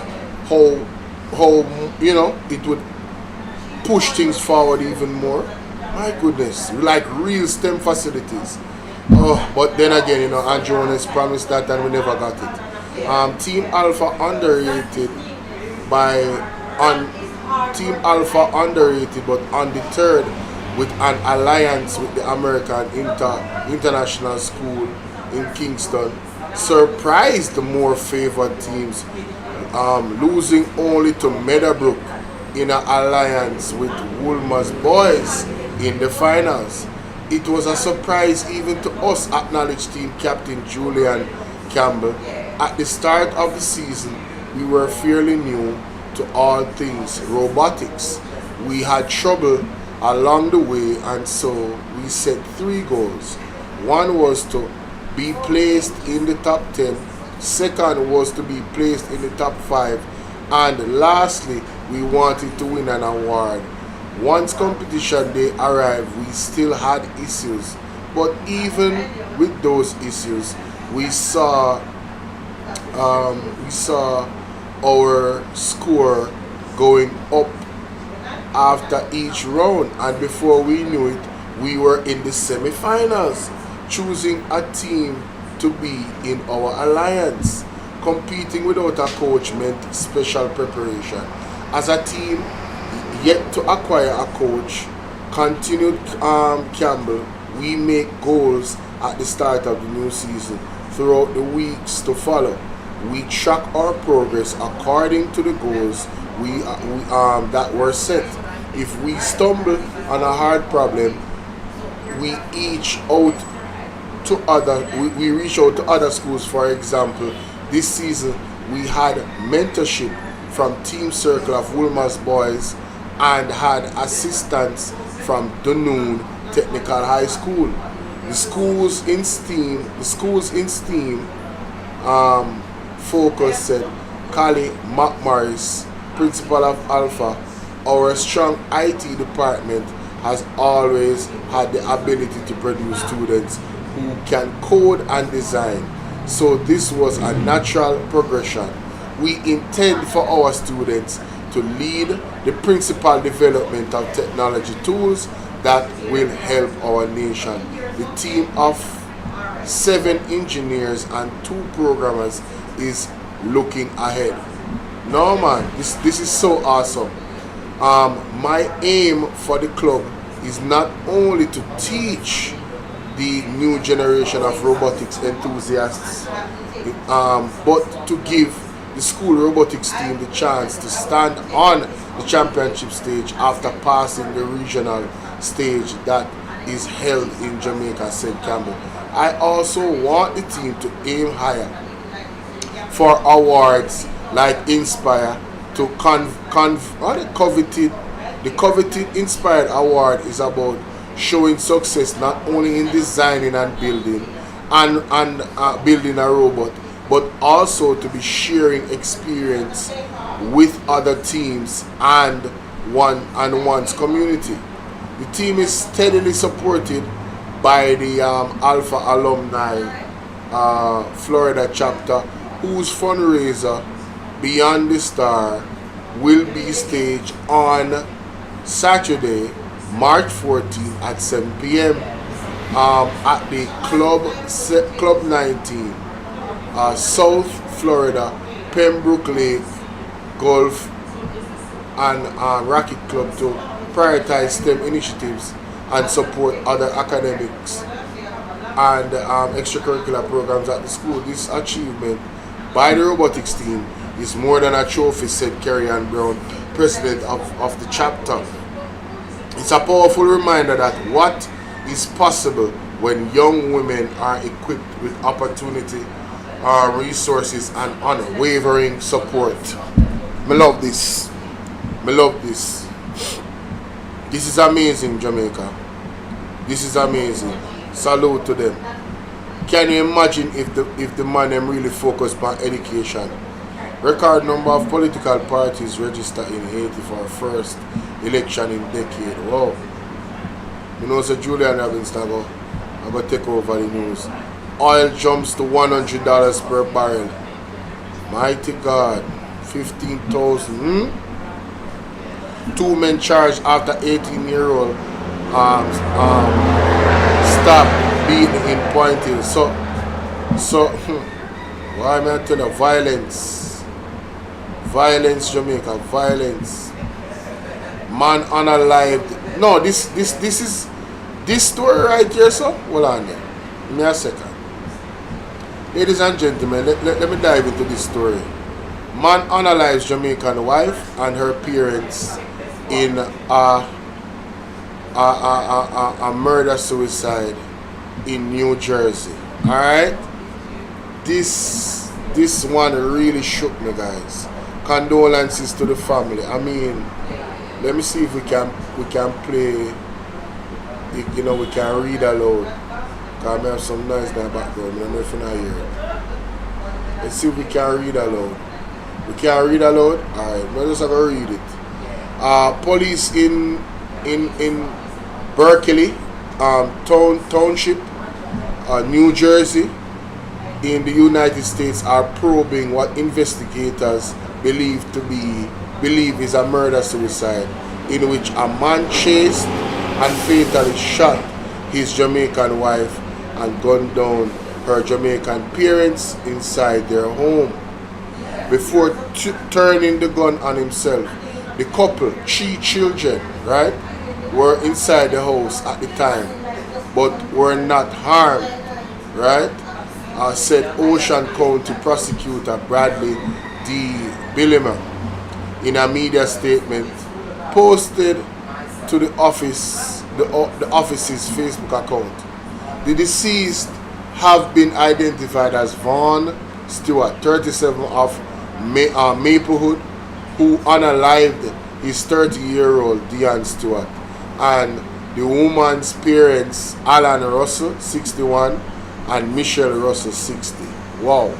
In a statement, Billimer outlined that the March 10, 2026, at approximately 5 a.m., officers from the Berkeley Township Police Department responding to a residence on Fairwood Drive on a report of shots fired.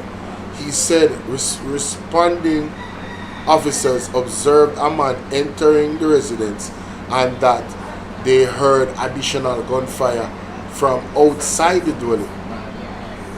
The Ocean County Regional SWAT team made entry into the residence. Upon entry, officers observed 2 victims deceased from apparent gunshot wounds. The victims were later identified as the homeowners Alan Russell and Michelle Russell. Also located at the residence were 3 unarmed minor children.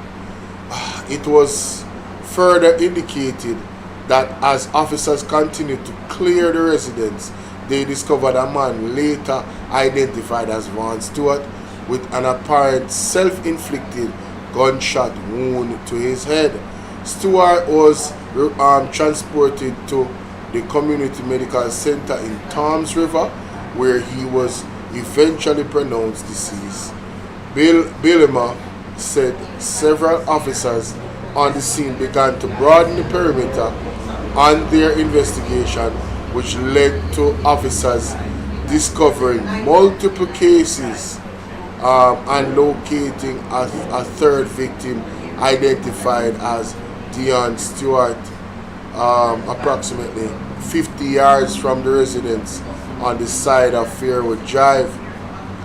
Vaughn Stewart and Dion Stewart were the parents of the 3 children and had been living separately. Billema said further investigation revealed that Vaughn Stewart entered the residence and shot Mr. and Mrs. Russell. Vaughn Stewart then chased Dion Stewart down the street, fired multiple shots, and unalived her, he added. He said Vaughn Stewart subsequently re-entered the residence and turned the gun on himself. Billema said the children are currently in care in the Department of Child Protection and Permanency. This story is just wow. This story really messed me up, man. Huh? And why did they say a Jamaican wife? Does that suggest that the man is from New Jersey and she is Jamaican and her parents is Jamaican? And you know, the man even analyzed the parents.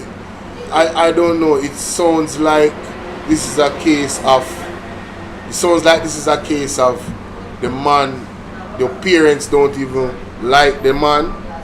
It's sad, and so he was vindictive enough to not only unalive his wife but also his parents and then himself. Sassy said, Bolo, do you know if Andrew got in any of the houses in for the people as yet, because them overdue? I have no idea what Andrew Willis is doing. Sometimes I really don't. So let me know what you guys think about that in the comment section of this storyline, ladies and gentlemen. It's very sad. Condolences to all the people that were affected. This is 2 families that is connected to the mother and father. Children are left, you know, who's going to take care of them? There are so many questions, ladies and gentlemen, regarding this particular outcome where the children are concerned. It's very, very sad. So let me know what you think in the comment section, alright? Alright, let me just go to another story here and see what's going on in the news. I really wanted to take a look at that.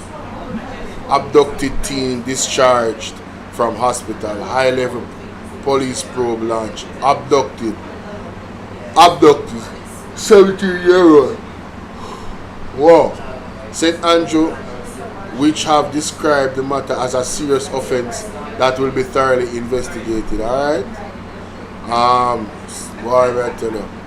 Free toll for Hurricane Melissa relief activities to end on April 1st. Naomi Scott, let me see.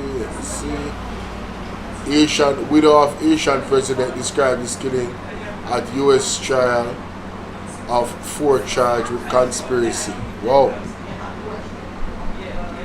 200 million.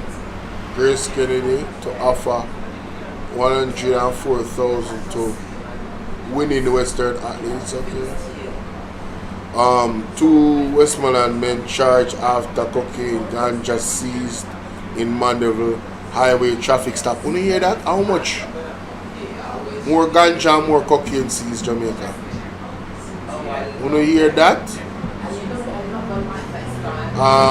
Dunbar, a farmer of Newark, and Lenroy Ferguson, a tiler of Waterworks District, are charged with possession of cocaine and ganja, dealing in cocaine and ganja, and trafficking cocaine and ganja.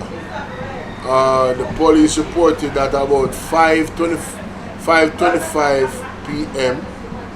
Wednesday, March 4th, personnel from the Firearms and Narcotics Investigation Division intercepted a Toyota motor car traveling along Mandela Highway, which was being driven by Ferguson with Barr as a passenger. According to the police, a search of the vehicle revealed approximately 1.2 kilogram of cocaine and a quantity of ganja, which they say has estimate combined street value of 720,000.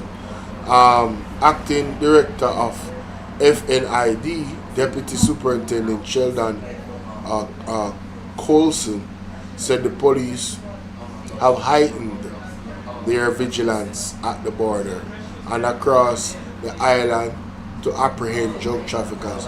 We're going after criminal networks that are profiting from the movement of illegal drugs. There is no safe haven for traffickers. We are monitoring our borders and intensifying operations within our island to apprehend those involved in illegal trade. Good stuff. Bolo, are you on Bolo VNR? No, I'm not there on clips. I am only live on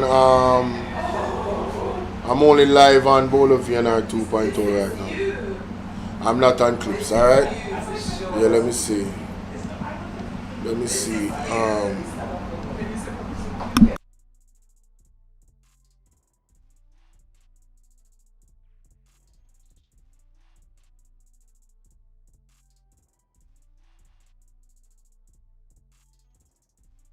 Alright, so let me turn down the mic a little bit more. I pick up everything.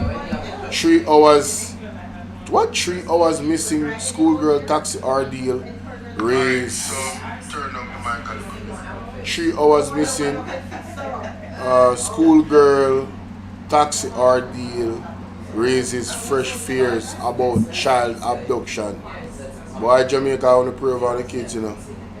Make sure so no. If you can't carry the kids home, hold on there. Apart from what? Let's see what going on in this one, ladies and gentlemen. Did the commissioner fire back again? I don't know. But this I'm not get it, I move on, I'm not stick on it now. I'm going to share it on my Facebook still. Hopefully we can access it and see what's happening. But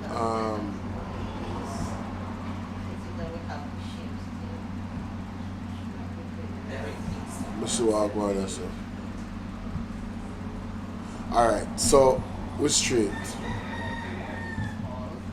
Yeah man, we're straight. Alright my people. We are straight. Oh. Yo, I want to thank you guys for being here. You guys told me that you like this way better.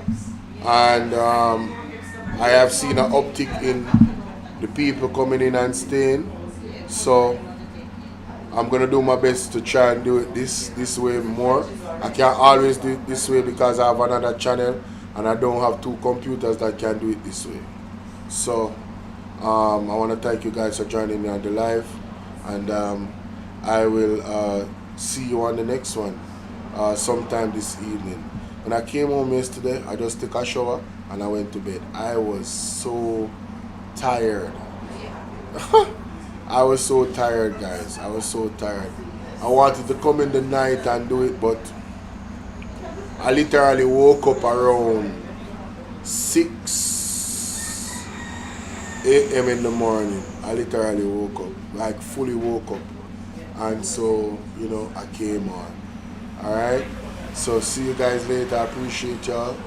Shout out to all of my moderators. Oh, by the way, before I go, my people, I want to encourage you to become a member of the platform. I want you to pay attention to the actual chat right now. What I'm doing is I am putting in some emojis that you will have access to once you become a member of the platform. Do you guys see those emojis right there? Those are some of the perks of becoming a member. Only as a member will you be able to access those emojis. Now I am going to redo some of those emojis and put a white background, because I realize the one with the white background is much better on the screen when you are typing. The black background make it look square, but when you have a white background, it just looks like the emoji itself is there. So I'm going to fix those. Alright, I got them, so I'm going to fix them. So I want to encourage you all to make sure that you become a member of the platform. There's 2 memberships. You can choose anyone you decide, and that way you'll be consistently supporting the platform, okay? Alright, my people, God bless you, and you guys have yourselves a wonderful day.